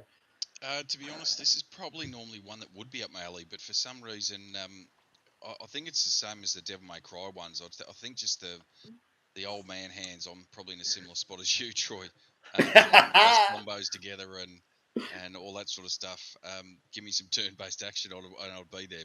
But clearly, what this one's about, it's about the combos and all that sort of stuff. And with this sort of thing, I just sit down and button mash it and hoping for the best. So. It's funny you should say that. It's one of those things on a Switch controller, how you sort of your A, B, X, Y sort of mixed up. It does sort of play with you in playing other games like going from Gotham to this. I'm just hitting all the wrong buttons and jumps on A and it's not B, and you can't map the buttons either. There's no configuration. No. They've got about 4 or 5 preset ones that I went into to see if there was anything that would be good for my hands, and but there's not. They pretty much don't change a whole bunch at all. So I stuck with the default control scheme, but sort of know what I'm doing. But as Bully said, there's a bit of button mashing going on. It's a bit like me when I play Smash Brothers. Well, fair enough, mate. Sorry, go, Bully. No, I was just going to say that, just on a side note, when you talk about the different button layouts with the Switch, that's really one of the reasons I can't get into a lot of Switch games, is because the A and B, or the X and O, or whichever way you want to put it, depending on what controller you're on, is reversed on the Switch as to what it is with the Xbox and the PlayStation, and it mucks you up, and you have to sit there and actually concentrate on it for a period of time before you can sort of start getting into the groove of it. And if you're sort of switching between games on different systems, it plays havoc with you. Oh, don't get me started. Quick time events on a Switch or any Nintendo console, when they say hit these buttons, I got no idea. I know where they are, but in the heat, I've got to look down at the controller. You do. Other controllers, there's no worries at all. But as soon as you're on the Switch, I know where they are, but I'm still going to have to look every time there's a quick time event. Nice work, fellas. All right, I'm about to talk about the next one, but while I do that, Bully, can I get you to just wind up your microphone a bit, man? Throw about 4 more dog biscuits at it. You're just coming in a little low. But for me, speaking of old man hands, the Teenage Mutant Ninja Turtles Cowabunga collection was a recent purchase for me, and shout out to the Xbox Game Pass questing system, because I was racking up my points for the last few months, hoarding the points, and I hoarded enough points to actually pick up this game. It's 50, I want to say it was like $51 or $52. 50 of those dollars were covered by just me completing the Game Pass quest the last several months, hoarding those points, and then you can trade them in for, Xbox store credits. So I was able to pick up the all but $2, I think, of this game. I only paid $2 out of my own pocket. The rest was ground out over the last few months in Xbox Game Pass. So top system there. Phil Spencer, thank you very much. Great stuff. But onto this game. It's Teenage Mutant Ninja Turtles. I don't have the count. If anyone can jump in, go for it. It's, I don't know, 12 or 15 of the old Teenage Mutant Ninja Turtle games. On screen, you can see this is from the end of the Let's Install video I did today, and I go all the way through it, but they have all sorts of nostalgia. You know, they've got full box scans, they've got manual scans, they've got stills, from TV shows, magazine covers. There's the music as well. Like, you can go through every game's soundtrack and just play the music from the menu if you're into that sort of stuff. So just an absolute fantastic collection. Even if I had have scraped together enough pennies, assuming Cry and Ryan didn't come and steal them all and pay for it myself, it still would have been worth the price of admission. I absolutely love it. As you can see on screen there, once again, I was using the arcade stick. So, Unky Dunky, what do you reckon, mate? Would you like to go hands on the arcade stick with some of the old classic Teenage Mutant Ninja Turtle games, mate? Oh, I reckon I would, especially after how well I did playing the other one the other day. I just reckon it'd be great to jump back into Turtles. So obviously there's not much time at the moment to even play anything else other than God of War. But no, this would be, sorry, Bully. This would be great to jump in. I reckon I could jump back into this now. Yeah, no, you got plenty of time. I got plenty of time. No, it's great. No, I love Ninja Turtles. And the answer to your question, Troy, is 13 Ninja Turtle games for this one. Perfect. Thank you very much. I don't have anything other than to say, like, if you're a nostalgia trip, if you played this back in the day, I say pick it up. And if you've got the ability to arcade stick it, two massive thumbs up from me. I was straight back into Arcadia, and it was a fantastic journey. Two big thumbs up from me. Speaking of going back in time, Unky Dunky, I understand you've returned to Monkey Island, sir. I did briefly. I saw this one pop up on Game Pass the other day while you were around, and decided to install it. And thanks to your fixing my internet, it installed much faster than normal. No, I've never really played the Monkey Island games. I've always been intrigued by them. I like the point and click adventure games. I've always heard good things about Guybrush Threepwood, and everyone sort of loves his, he's quite a stupid character from what I've heard. Like, he's not the smartest fella going around, but which is why people love him. But I know Bully wasn't a huge fan of the art style initially for this game, but I actually was quite charmed by it initially. I think it's quite different and quite far removed from the initial art direction it went through in those original games. But I really enjoyed it. I enjoyed the characterization of all these characters in the game, and going through the whole tutorial of it, I thought it was really well set up in the way they teach you the mechanics. I think it's really well done, and then they sort of play on that, and then you go back to the story of the Monkey Island stuff. And my understanding is they go back to that sort of prologue or prelogue, or what do you want to call it, prologue area multiple times to tell the story of this game. And no, I can see myself going through this. I think they've adapted to the controller pretty well, being a point and click adventure. You sort of run around, sort of the kind of like you do in the South Park games. Sort of your side sort of walking, you can hold right trigger to sprint, and then you sort of click on different things and solve puzzles and stuff. But no, I can see myself playing this. It's free on Game Pass, so why not give it a go? Indeed, why not give it a go? At some point next year, when I've finished all the other games that came out this week, mate, you've certainly put it on my radar. Oh, but before I play this, I will have to finish the one I was on about 2 weeks ago, Unusual Findings. That game is phenomenal. That's also a point-and-click adventure. I'll have to finish off that one before I move on to this point-and-click adventure. But Unky Dunky, I like what I'm hearing. I've got no comments on it. Bully, anything for you on returning to Monkey Island?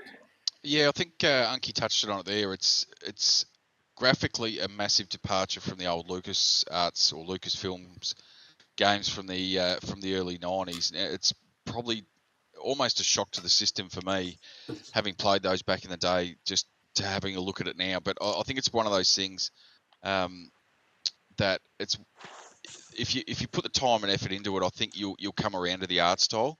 I think the other really good thing that they've done, which was always an issue with those old point-and-click adventures, is quite often you had to combine two things with something in the scenery, or and you were just mindlessly clicking around the screen until you found that one thing that you could click on. And they've really got around that, especially for the consoles, is that you'll go into an area and there'll be 7 or 8 dots on the screen, and you just tab through them with the bumpers.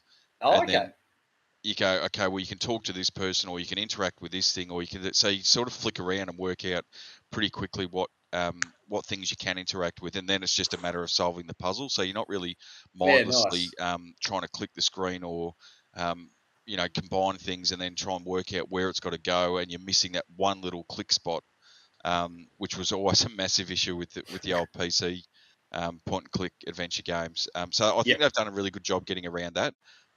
For me, I reckon it's just that art style I've got to get my head around. But hopefully the story, and as Unky alluded to, Guybrush is an idiot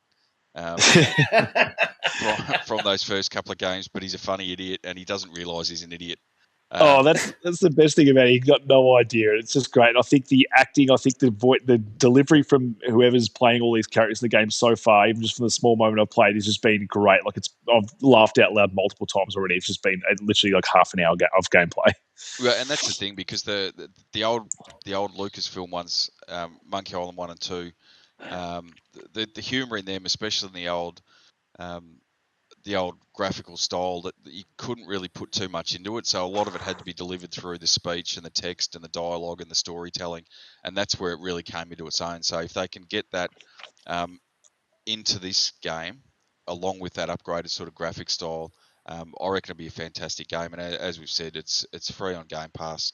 It was originally only released on the Switch, which I was surprised about, but the dirty old stinky Switch. Can we just move on from there? Releases just on the Switch. It's come over to Game Pass. Do yourself a favour, have a jump in and have a look at it, and it's free. Give it an hour. If you like it, you like it. If you don't, you don't. That's right. And on that whole graphic update, like just looking at it, the graphic art style may or may not be to your liking, but goddamn it looks crisp, and some of that lighting stuff they do within this engine is just really cool to look at. Fantastic stuff, guys. I love it. Now, let's go kicking in some newsroom doors, shall we? You have the right to remain newsworthy. I've got to flick it. Excuse me one moment as I say that over on GameSpot this week, we have the headline Gears of War movie and animated series coming to Netflix. Unky Dunky, what can you tell us? So from Land Pitch from GameSpot, we have Gears of War, one of the biggest video game franchises, is heading to Netflix as not just a film, but also an animated series, reports from The Hollywood Reporter. The announcement comes after a long month of negotiations in competitive environment, with the streamer nabbing the media rights and partnering with a Canadian gaming developer, The Coalition, who originally released the game back in 2007. So just another video game that looks like it's getting a TV adaptation, but I like what they're doing. They're doing the cyberpunk route as well. We're getting an animated series, which I think is a good way to go with a lot of these things. I think as soon as you start going live action, even though they're going to do that as well, that's when it becomes, like it could not turn out so well. I mean, Halo wasn't that bad, really. Wasn't that good either, mate. Go back and listen to my reviews on each episode. It's not actually pretty funny listening for a lot of it. No, but interesting. Like obviously the live action obviously lives and dies by who they get to play. Marcus Phoenix. There's quite a few people out there. I think Dave Bautista should be playing the lead character. But no, I'm excited to see this. I reckon the Netflix animated series I'll be more excited about than the live action, because I can just see the live action coming off as not as high budget as it needs to sort of draw a decent crowd. Yes, I second their thoughts there, mate. I'm concerned for the script. I'm concerned for the live action component, but an animated series, I'm still so loving Netflix's Edge Runners, Cyberpunk Edge Runners. So that has just, I look at this in a new light. I'm like, if they can do that with Cyberpunk Edge Runners, I'll certainly let them have a crack at Gears of War. They'll get me in for Ep1. We'll see how we go from there. Bully, any thoughts from you on this headline and story, mate? Oh, well, my first question, if you're going to compare it to Halo, are we going to get Marcus Phoenix in the Knicks at some point, strutting around, button my face style? Oh, God, I hope so. my biggest issue is, and I read during the week that the developers, who I think is it Epic now that have got the that are developing the current ones. It was Epic originally, wasn't it? Didn't Microsoft buy it? And then I'm trying to think of who they. Yeah, so it's the coalition now. Yeah. So my understanding is that there's been some discussion in the last week or two that, in terms of the games, is that they don't know where to go with the games, they don't know which direction to take with it. So if you're struggling to put a story together for the games, which is the base of what you should be looking at, because that's where it came from. If you're struggling to get that together, then how are you going to be putting movies and animated series that, even if it's, a half a dozen or a dozen length animated series, where are you dragging that story from? Are we retelling the stuff from the first 5 or 6 games, or are we going in a new direction? And if they're going in a new direction, well, where are they dragging that from? Because they've already come out and said we don't know what to do with the games. Well, to that point, mate, if the game developers are stumped, maybe handing it off to Hollywood is the right call. Maybe Hollywood can conceive of a fantastic new direction to take it, and then maybe for the first time ever, we could have it feed back into the game and redirect the future of the game series. Hopefully it's a successful anime. Hopefully they smash it out of the park, and then that potentially maybe that could lay the foundation for the new direction for the games. What say you to that? Well, my only thing with that, though, is if they're sitting there now pondering and it's become public that they're struggling with a direction or a story, then I would have thought at some point in the last couple of years that they would have reached out to Hollywood writers or, script writers or whoever it is, whether it's inside the gaming industry or from Hollywood or for where it is, that they would have gone down that path already. If they hadn't, I'd be questioning the development studio as to what the hell they've been doing for that time. And if you're relying on an outside party to come in and write the story for you that you haven't been able to go out and source yourself or get someone to help you with or help you put it together, I think that, to me, it just smacks of desperation that we literally don't know what else to do with this series. This is almost like a last gasp effort to try and reboot it or reinvigorate it and give them something. If that does end up translating into the games, well, so be it. But I just think it just reeks of desperation, to be honest with you. I hear you, mate, but my counterpoint to that would be check out Elden Ring. Like, FromSoft was smashing it out of the park gameplay style, but it's not until they brought in, fill in the blank, Tolkien? Who was it? Yeah, J.R.R. Tolkien, isn't it? Isn't it? Martin, god damn, sorry. I'm thinking of Lord of the Rings. But do you see what I'm saying? Like, they brought in a narrative guy and then bang, you've got Elden Ring. So I want to say they had 7 games of the same genre out under their belt, but it wasn't until they brought in that outside help for story that suddenly, it's blockbuster time. Maybe? Do you think maybe Gears of War could take that directory? Oh, look, I hear what you're saying, but that goes to my point, is that they've realised, and I don't think that storytelling was always any of the Soulsborne's issues, because there's some very, very deep lore in those games. You just have to search for it and find it. It doesn't slap you over the face like a wet fish. But the fact is, like, if you're using that as a comparison, they've actually gone out and thought, hey, we want to head in a new direction, or we need some guidance with storytelling and to bring it to more of the masses, other than just, the hardcore fans. They've actually gone out and said, this is the direction that we need to go in. This is how we want to head. This is the world that we want to create. Can you provide some story and all that sort of stuff to it, which is not the case with Gears of War. Are you sure, mate? Because you go to the writer and you say, we've got blokes with chainsaw guns. Where should we put them? Into an 80s action flick. That's about yes. Get to the chopper. Which has a lack of which don't get me wrong, I love my 80s action flicks. They're on repeat all the time, but I don't go to them for the story. Fair call, mate. Fair call. Unky, any points from you before we head on to story 2, mate? No, I think you boys covered it pretty well. All right, lovely. We'll move on now to VGC reporting that 343, I think it's 343 Studios, thanks fans for their patience as Halo Infinite finally adds long-awaited features. Unky Dunky, what have they rolled into the old Halo Infinite? Well, among lots of things, it finally introduces campaign co-op, which can confirm it's quite easy to sort of roll into. I did load it up today to see how that would work. We've got the Forge open beta as well, so those content creators out there can finally start giving us more levels for multiplayer that they haven't offered us yet. So, but that's, I think, where a lot of the content comes from. Let me just jump in on that very point, because it's just a big warning out there to anyone playing with Forge. Heads up, apparently if you leave your Forge creation on idle for too long, they boot you, back to the main menu and anything you've created totally disappears. I was reading a story today where someone had put like 6 hours in and created this map, got up, walked away, came back, they were kicked back to the menu and they lost that 6 hours worth of work. So just a heads up for anyone out there. Sorry, Unky, back to you. So it is in beta, so these things are to be expected. I'm sure they'll iron that stuff out. That's probably what the beta is actually for. But, that's a bit of a little hiccup, but that's okay. Halo been in beta for like 2 years? Come on. 10 years, mate. Oh, Hey, this mate, it's newest infinite. It's called infinite. It's going to take an infinite amount of time to get it right. The Halo Infinite Beta. That's right. But no, mission replays in there now. So finally, you couldn't actually replay campaign missions in Halo without sort of replaying the game. So, anyone that wanted to go for skulls and stuff found it really hard yet to replay the whole game like I did to sort of unlock all the skulls to get your Did infinite you, ammo and all that kind of stuff. Did you unlock the Bonnie Ross skull? Yeah, definitely got that one. Yep, pretty sure I got that one. If it's in the game, I got it. I think they just patched that in recently. Yeah, no, definitely. I got that today for sure.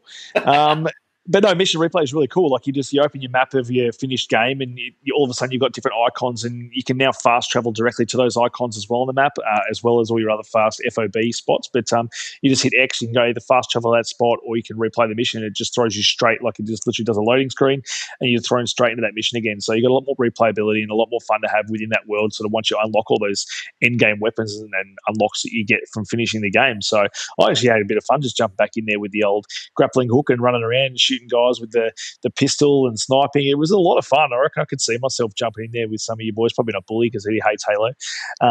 Sign me up, mate. Sign me up. Oh, I'd love to jump in there with some legendary co-op from campaign and just give that a crack. So I reckon that could be a lot of fun. So that's finally in there, and it looks like it's nice and easy just to invite someone in there from your main screen straight into your game. So, do you know? Can you play it on legendary and me beginner? No, but with me in your game, it's going to be like playing as on beginner anyway because I'm pretty good. Hashtag real gamer. Hashtag real gamer, mate. You only have to shoot maybe one or two things for the whole campaign, I reckon. Oh, I might need to call on you for one or two of those. All right, does that wrap us up for the Halo Infinite story? Should we move on? We can move on. All right, then. Story 3 and 5 this evening. It's about Jim Cryan. Sony has reportedly partnered with NC Soft to make a Horizon MMORPG. Unky, the first question, can you confirm or deny NFTs? I can't confirm or deny, but I don't know. I don't think with a franchise as big as Horizon that Sony would allow NFTs. But then again, you do have Jim Ryan that's all about the dollars, so I can easily see it slipping in there. But all about those nickels and dimes. Well, that's right. It reminds me of another Chris Isaac reboot that he had was Jim Ryan's Nickel and Diamond. I love it. Oh, Jesus. But it looks like it's being developed with the Guild Wars guys. So, they've got a pretty good image. Oh, I am a big Guild Wars 2 fan. I've dropped like 100 hours into it. That's awesome news.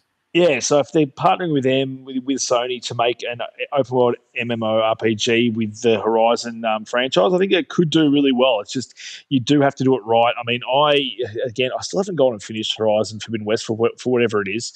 I still need to do that, but every time I sort of was jumping back in there. All the complaining. Yeah, there's a lot of complaining in that game. But, I don't know. I could see this being really good, and I could see people getting sucked into something like this if it is done properly. My thoughts are just whether it gets done properly or not. No, you'd like to think with, the Guild Wars guys and Sony behind it, you would like to think they're going to throw a lot of money at it. So you'd like to get a decent experience. Indeed, that'd be great. No final points from me. Bully, anything from you on this one, mate? Oh, I know Sony's been pushing a live service side of things for some period of time now. They've got studios that are developing this sort of thing. It was inevitable that we'd get something. I just didn't think that they'd go with Horizon, to be honest with you.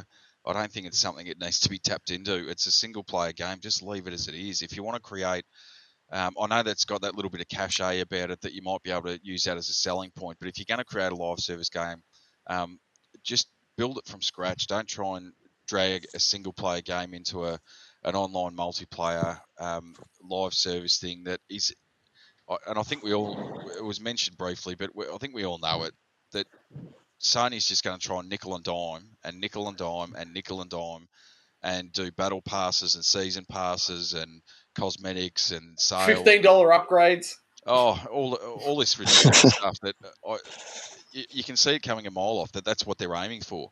Yeah. I don't really think that should be the reasoning or the rationale behind putting a game out like this. If you should have that base level, get it right, get it good, and then if you want to start introducing things down the track, so be it. But I just don't really see it with this one. They should just leave it alone in the single player space. I agree completely. And guys, just take 1 minute to look at Jim Cry and Ryan's face makeup there, and then Aloy's. I think they're part of the same tribe. Yeah, they're both not very happy. But no, I mean, I know they've always talked, even since the first Horizon, about putting co-op in Horizon and having a multiplayer game. And I think a lot of people don't want multiplayer in their Horizon games. So this is now being an offshoot to that, so they can get that multiplayer game without hurting the franchise in the long run. So I think you still will get Horizon 3. I don't think that's going to have co-op. They're going to focus on this as their co-op multiplayer experience, which I think is a good thing. Agreed completely. All right, that does it for the news. As we said, it'll be a short one. That brings us on to Game Informer, I should say. We're the Game Enforcers. Game Informer's list of titles that are coming out and have come out this week. Unky Dunky, please, mate, take her away. Mate, this week we have A Little to the Left on PC Mac, November 8. It's got an 8 from Game Informer. We have Football Manager 2023, Xbox Series X and S, Xbox One, PC, and Switch. Can you confirm, is that actually Football Manager Excel Spreadsheet Simulator 2023? Is that the full title? Can confirm. Parentheses. Yep. You do need Excel spreadsheet to play that game. One you don't need Excel spreadsheet for is Oddworld Soulstorm, which was out on the other consoles was it early this year or late last year? I think I think it came to the PS5 early last year, and then it was a 6-month exclusive, and then it came to, was it Game Pass or just Xbox about 6 months later? Sorry. Well, there you go. Now you can play it at 5 frames per second on the Switch, November 8th, so it's out. We've spoken about it tonight already. Return to Monkey Island, a 9 from Game Informer. Sifu also running at probably 10 frames per second on the Switch. Is out November 8th. Fantastic with that silky smooth Switch frame rate. Oh, absolutely. Then you got Sonic Frontiers on everything. I don't need to mention what everything is. November 8th, we've already spoken about it tonight, 7.75 on Game Informer. We also have A Little to the Left on Switch. I don't know why they couldn't have just put that up there with the top one of the same game and just notify that. A day later is the answer. Okay, that's a weird one. We have God of War Ragnarok. Do you think it will also be a buck short? Yeah, probably. We have God of War Ragnarok, PlayStation 5, PlayStation 4 on November 9, which we spoke about, is out now. Get that game.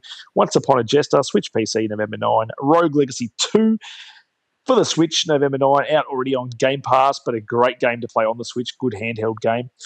Vampire Survivors, a lot of people saying a lot of good things about this game, November 10, so I might hit the Australian storefront maybe tonight sometime, so keen to give that one a go. We have Atari 50, the anniversary celebration, PlayStation 5, Xbox Series X and S, PlayStation 4, Xbox One, Switch, and PC, November 11. Sorry, Vampire Survivors on Xbox Series X and S and Xbox One, no PlayStation. Sorry, Jim Cry. Resident Evil 2. Resident Evil 2 comes out on Switch November 11. Don't know how that's going to run on the Switch, but we'll have to wait. Well, we're not going to wait and see because none of us are going to play it. Let's face it. Not well at all. We have Tactics Ogre Reborn. What a weird name for a game. PlayStation 5, PlayStation 4, Switch, no. PC. This is old school, my friend. Is it? There you go. It's an old SNES Famicom. I don't think it ever got released in Australia, and I don't think it ever got released in the US market either. It was just a Japanese exclusive for mine, and I'll be jumping onto this one, I reckon. Well, I'll tell you what's being released now on PS5, PS4, Switch, PC, November 11, Bully. Well, I'll order it now, and Amazon might deliver it to me this time next year. That's exactly where I was headed, mate. Good work. And then we have Valkyrie Elysium, on PC November 11. That is it for new releases this week.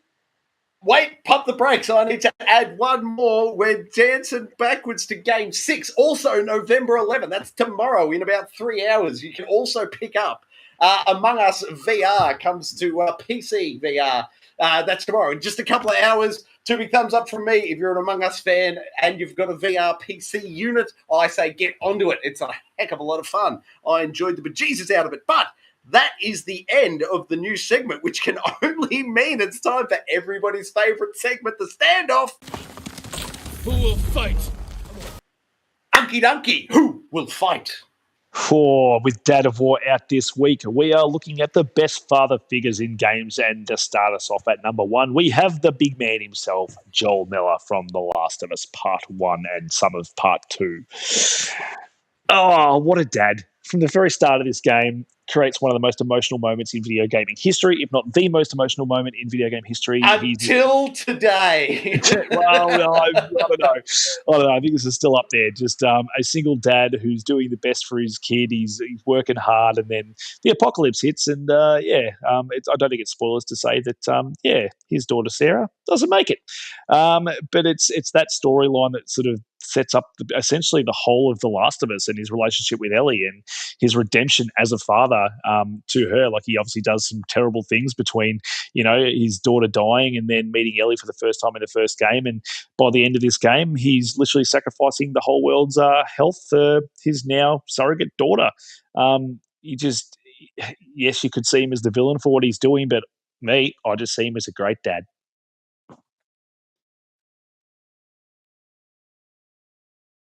Troy, I've lost your audio.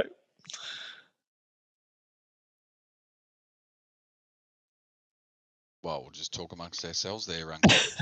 We will, mate. Bully, do you have anything to say about Mr. Miller? No, well, I can't believe you gave away the spoilers of what happens to him midway through the second game. I haven't really. Well, didn't you? You said he was halfway through the second game. Never mind. I think it's one of those things that you've touched on. I think The Last of Us, the first one, the first one that wasn't remade into a remake. It's been near enough 10 years, and it's still the high watermark for storytelling. And quite clearly, he's a central point to that, along with Ellie, through the game. And as you said, it continues into the second game. And I just think from even if you take the father figure aspect out of it, just the storytelling and the build up and all that sort of stuff around it is amazing, and it just continues into the second game. And then if you want to replay the first game again, continues into the first game again. Which I did, and that's correct. It's literally the whole watermark of this game is literally like his relationship to Ellie and that father figure that he plays. And I just think there's not many other games that sort of nail that relationship like Last of Us does. So that is our number one for Standoff.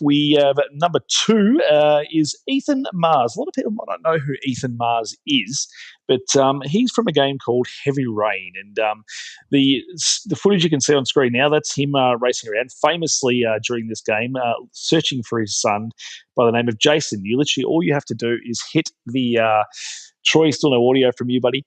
You just have to hit the button, X button or something, just to literally say, Jason, Jason, Jason, Jason. And then tragically, Jason dies as well. So a bit of a theme going on with fathers. So I don't know how well these fathers are doing at keeping their kids alive, but we're here.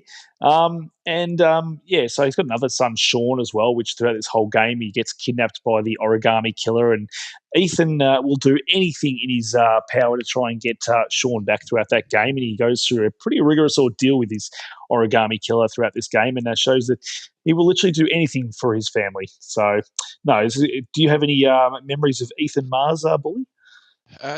No, I don't, because this was my 360 days. I didn't get into the PS3 until almost halfway through the PS4 cycle. In fact, I had a PS4 before I had a PS3. So I haven't actually played it, but I do know, having read about it and seen quite a bit about it, that's the whole extent of the game, is that he's basically on a mission to find his son's killer and get revenge for it. So I suppose in terms of a father, he's not a father anymore, I guess. I don't know. Was a father. No. You won't give away too many spoilers, but I thought the stuff he goes through for his son throughout that game, I thought he deserves a spot on this list anyway. It's a 10 or 12-year-old game. I think if you haven't played it by now, spoil it away. It's funny you should say that. I had a discussion with Troy, and I was going to mention it the other day. We were discussing the Standoff, and Troy's like, no spoilers. Admittedly, he said, I probably should have played it the last 12 years, but he hadn't. Now, Troy, I'm not sure if you can hear me. We're ready to move on to Standoff number 3 if you want to hit a button.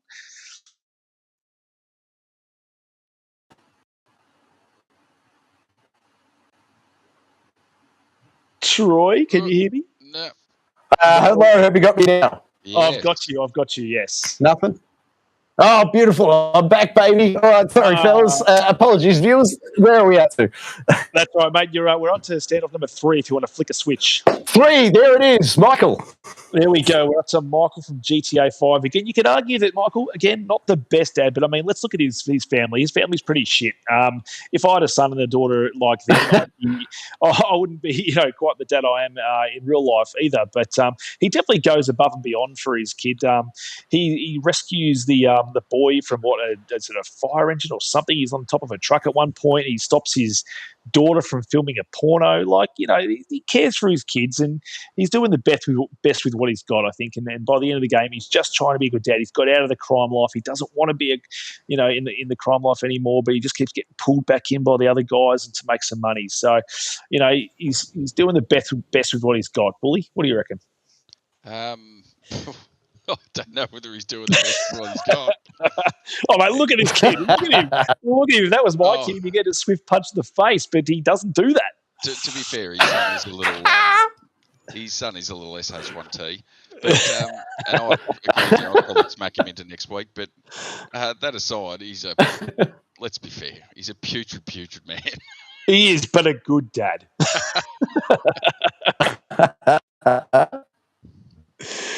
One of my favourite scenes is. Yeah, well, one of my favourite scenes is when his son roofies him in the, a Slurpee or a thick shake or something. That scene, to me, is the high watermark. I love it. Personally, again, his son, piece of shit, he just took it as a dad. All right, guys, number 4. Who have we got? Number 4, we have Lee Everett from The Walking Dead, predominantly season 1. He plays the surrogate father to Clem, I believe, Clementine was her name. And I remember playing this game way back in the day. I sort of hadn't played this kind of adventure-y sort of point-click adventure game for quite some time, and found myself playing this, and mainly because I was in The Walking Dead back in the day and before it sort of had 5,000 seasons. But no, this is probably the best I think Walking Dead's ever been. I think it's because they create this relationship between Lee and Clem. I think by the end of the game, it gets very emotional. I'm not going to spoil it, even though I've spoiled plenty of other games tonight. In these games, you should have played. I'm not sure if you heard me before. I was telling Bully was like, if you could probably spoil Heavy Rain. I'm like, funny you should say that. Troy hasn't played it and told me to spoil it for him. Thank you for having my back, sir. I appreciate it. Well, That's all right. To be fair, I haven't played it and I know the damn story. Yeah. You have no idea about how nimble I am online, Bully, for dodging and ducking spoilers. I'm quite practiced at it, and I still, at the end of Heavy Rain, know how they spoil it for me. At some point, I'm going to play it. I love it. But no, this is another one similar to your sort of Joel and Ellie sort of story. It's very similar sort of through line and stuff as well. And it just does create a really emotional bonding between these two. And you do really see sort of Lee, who's this hard sort of guy amongst this apocalypse, sort of look after this girl, and they have this relationship out of this game. And then it permeates. I won't say what happens at the end of number 1, but that relationship still permeates throughout the rest of the games that come out sort of after that as well. And it's such good storytelling. Here's what I'll say. This is also on a very short list of games that made me cry. So, yeah, indeed, the end is quite gripping. Entry number 5. What do we got? Entry number 5, we've got the big boy Bowser, and he's Bowser Jr. Like this is one father-son relationship that there's not many cracks in this one. Like they play Mario Kart together, they take over the world together. As you can see in this scene, he's concerned about his son, and if anything happens to him, he'll pretty much kill them. He probably doesn't use those words. It is a Mario game after all. But if you keep watching there, look at him. I mean, they I'm not killing you. Look how cute they are. Like, there's no breaking this father-son bond. They play Mario Party together. They're always a team. I can't see a time where these guys, are ever going to have a bust up, because just look at them. These guys are the quintessential father-son duo. They're in it to take over the world. They're going to do it together. Fantastic. I love it. Who's number 6? Number 6, we have our man himself, the Octo Dad, one of the worst controlling games ever. That is the point of the actual game itself. But this guy, he's an octopus, but he just wants to be a dad, and he will do anything to make sure his family thinks he's human and is a dad and not an octopus. I don't know what's happening in the bedroom, but I can imagine any sort of suspension of disbelief would have to change once you're in the bedroom. But look at this guy. Why do you think his wife keeps him round? I believe I believe this game spawned the inspiration for Splatoon, didn't it? Ink everywhere. Oh, possible. Well, we could move on, but we can't yet because we need to talk about Octodad. Look, he's a caring husband that's just wanting to do right by his family, and that is literally his own goal throughout the whole game is to just be a loving father and dad. What more could you ask for? Like there's humans out there that aren't as good at being dads and fathers as this guy. This guy's a damn octopus, and he does a bloody damn well. Excellent work. Number 7, mate. Who we got? Number 7, I know. Oh, Bully. This is all you, Bully. We'll be partial to this one. Now, we've got a bit of a theme going on here because there doesn't seem to be a whole many of actual, fathers. These are all a lot of father figures because it seems like we can't have actual relationships because if we do, our kids die. And then we get someone else that we can look after as our own. But obviously, The Witcher, Geralt, he can't have kids for certain reasons. But Ciri is essentially his daughter throughout this series. She does have a biological father, which you do meet in the game, but he's a piece of shit. And Geralt is the GOAT in terms of looking after this girl as his own. Essentially, the whole of Witcher 3 is him searching for Ciri, thinking he's lost his only daughter. And when he finds her, and just the relationship they have and the relationship they build throughout that game again is just one of perfection in terms of storytelling, father-daughter relationship that you can just see the love he has for her and she has for him, and not only just the love, just the respect they have for each other. So just a great, I can't speak more highly. Bully could probably speak to it as well. Witcher 3, one of his favourite games of all time, and I can imagine it's probably partly to do with the relationship between Geralt and Ciri. Oh, that's certainly one part of it. But he can't have his own kids. Maybe you should go and see Octodad about that. How long have you got? I'll tell you what, I'm really looking forward to jumping back into this one if at some point CD Projekt pulls their finger out and actually releases the PS5 patch, which they've been promising for the last 2 years. Oh, come on. I will more than happily jump back and put another 100+ hours into this along with the DLC. It is amazing. And as you said, the whole point of it is that he spends the entire game searching for her and then going on, gets sidetracked with a couple of rendezvous with some other ladies along the way. But Aaron always gets back on track to finding his daughter. He does. Great stuff. Number 8. Number 8, we have John Marsden, actual biological father on this list. There you go. So this guy had sex with his wife and he's now got a kid and he is the dad. Throughout all the first game, it's about sort of John Marsden again escaping the cowboy life just to provide for his family and sort of live on his farm. And obviously that doesn't go to plan very early on in that game. He's got a pretty strained relationship with his son sort of throughout the start of that game. And obviously his son's got issues with him being a cowboy and all that jazz. But you go on a lot of missions and stuff with your son trying to be the good father, you rides on your horse and stuff, and then come the end of that game, essentially you sort of almost feel like you finish the game, and then the whole end of that game is just you living on your farm and going and living with your family and going out. I think you're herding sheep or cows or something, and then stuff happens where you get to play as Jack, and he's obviously herding cows, boy. Yeah, that's right.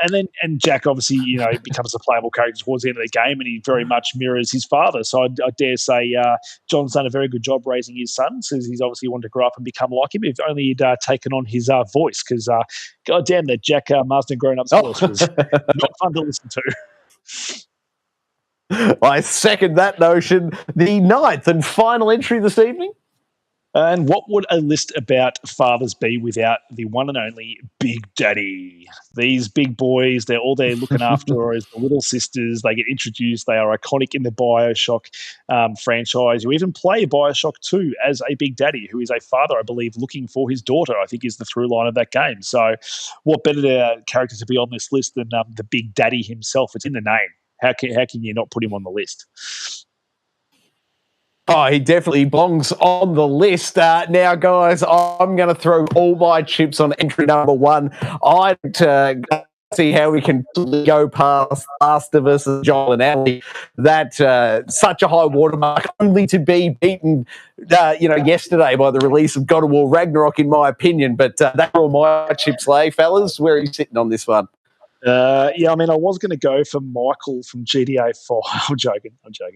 No, I reckon Joel. reckon Joel Miller's up there. I think the fact that we saw how good of a dad he was to his daughter Sarah at the start of that game. They had that loving relationship, and then to sort of build that relationship that he had with Ellie that becomes the whole through line for that whole series is that father-daughter relationship. And when you think that relationship's strained, that's some of the best storytelling moments when you realise, part of that Last of Us Part 2 was played after a certain moment in that game where sort of they had reconciled, and it was just such a touching moment. And, this game's brought probably more tears to my eyes than any other game, and it's solely due to the relationship that they have as a father-daughter throughout that whole game. So I can't go past Mr. Joel Miller. Bully, what do you think? Oh, you know where I'm going. You're going, Geralt. Geralt, The Witcher every day of the week. No, as much as I love that game, I have to agree with you. If we're talking about the father figure, as we discussed before, basically that's the whole plot line of the game. Essentially, he's almost trying to redeem himself in some certain way for the loss of his own daughter, and trying to make it up almost to himself by looking after Ellie. So I don't think we can go past that, and I'm happy to throw my hat in the ring for that one. And I have to point out as well, in the first game, he does even try and does the selfless thing where he does sort of want to keep her, but to keep her safe, he tries to offload her to his brother as well, just to keep her in a safe environment. Granted, she doesn't like that choice, and he has to go out after her, but then he rescues her and he discusses with her, and then he does take her with him. But it's just that whole thing. All he had in his mind was keeping her safe that whole time, regardless of what her feelings were going to be, because he was the adult and she's the child, and that's the decision he was going to make. So he tries to make the hard decisions as well as all the good decisions that he makes. And I think he even managed to teach her to swim somehow, because in the first game she couldn't swim. Number 2, she could swim. So, got to be a good dad if you can teach your daughter to swim. Indeed, and I just want to throw on top of this, before fatherhood, I thought the notion of destroying the entire world for your child was just such an obscure thought. But now that I've got kids of my own, The Last of Us, I totally get it. I'd tear down the world for my boys. So absolutely, Joel, you're a hero, mate. Fantastic storytelling. I think a worthy winner in The Last of Us of John. That's just fantastic. What a great winner. Unky Dunky. Episode 49 be the icing on your Standoff career, mate. I've got no idea what you're going to break out for episode 50, mate, but happily, this is the best one you've ever come up with, and a worthy winner in Joel, I reckon. Thank you, sir. Also, I've got a bit of thinking to do next week. Maybe I'll do best coloured tree or something again. What kind of nonsense would that be? All right, guys, that's the end of the Standoff. Which brings us to the fourth and... Sorry, mate, I just lost you there. But let's move on now. Episode segment 4. Close this out. It's audience integration time. What's been happening at their YouTube chat, fellas? Bully, I'll let you take this one. Thanks, mate. I did have one question during the week, which was in relation to Dragon Quest. So, is the 2D or 3D version of the Dragon Quest series the way to go? On Dragon Quest 11, so you can flick it back to the old school sort of 80s, early 90s way, or the 3D sort of more modern way. Depends what you've grown up with, I suppose, as to where you go with that one. I'd probably go with the 3D these days, but if you have an affinity for that 2D style, then certainly you can flick back and forth there. In the chat today as well, so we had the poll. I know we sort of left off half the guys there, but we've had a dead heat tie.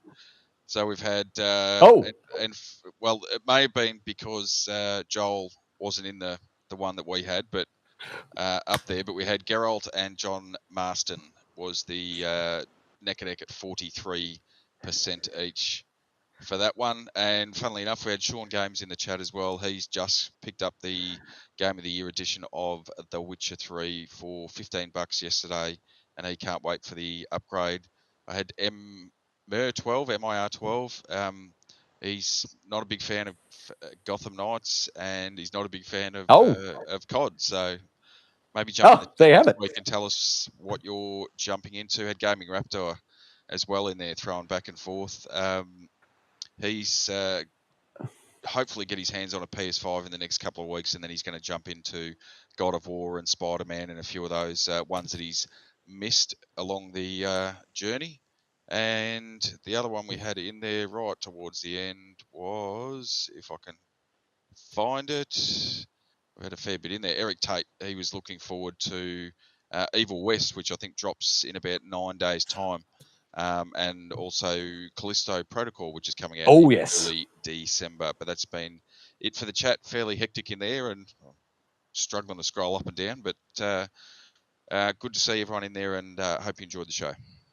Great work, all of you contributors in the YouTube chat. Thank you very much. And now that I understand what's going on with the polls, next time we do the standoff next week, I'll fix it and get all the polls up there correctly. I didn't realise that publishing one directly after the other would close the first one, which was my error there. And I had just taken one note during the show, Unky Dunky and Bully, that I wanted to throw to you just before we close it out for the God of War Ragnarok blowout special. Here's my question, guys. What do you think if we got Corey, it's Bartlog? I'm not positive. Barlog. Yeah, Barlog. Corey Barlog and Neil Druckmann. What if we got those two in a room to come up with a new IP? How do you fellas reckon that'd go from an emotional resonance standpoint? Be pretty good. Oh, come on, Sony, you can make it happen. 2 first parties. Get those studios together. Forget the live service, Jim Cryan. Get us another emotional resonance. And the 2 heaviest hitters of the past decade for emotional resonance story. Get those blokes together. I want to see what they can come up with. That would be fantastic. But that'll do it for another episode. This is the closing of episode 49 of the Gaming Enforcement Agency. Unky Dunky, thank you for joining us this week, mate. Always my pleasure, my friend. Fantastic. Bully, thank you for making yourself available. Enjoy your 5 minutes sleep before you're up and at 'em again, mate. Well, hopefully I'll get to play a bit of God of War before the next show. Fantastic. All right, that's us off duty. Thanks for watching, everybody. And guys in the chat, big shout out again. Thank you for showing up week after week and contributing. I really appreciate it. It means the world to us. But we are now off duty. Now, guys, I've got to ask you one last question. Sorry, Unky, can you just remind me, what can you do with the channel? Like it, subscribe it, you'll never miss it. Boom.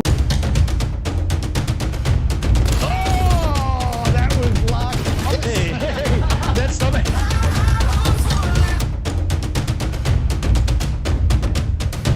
I love everything about it. Ooh. Old Uncle Donkey. Donkey.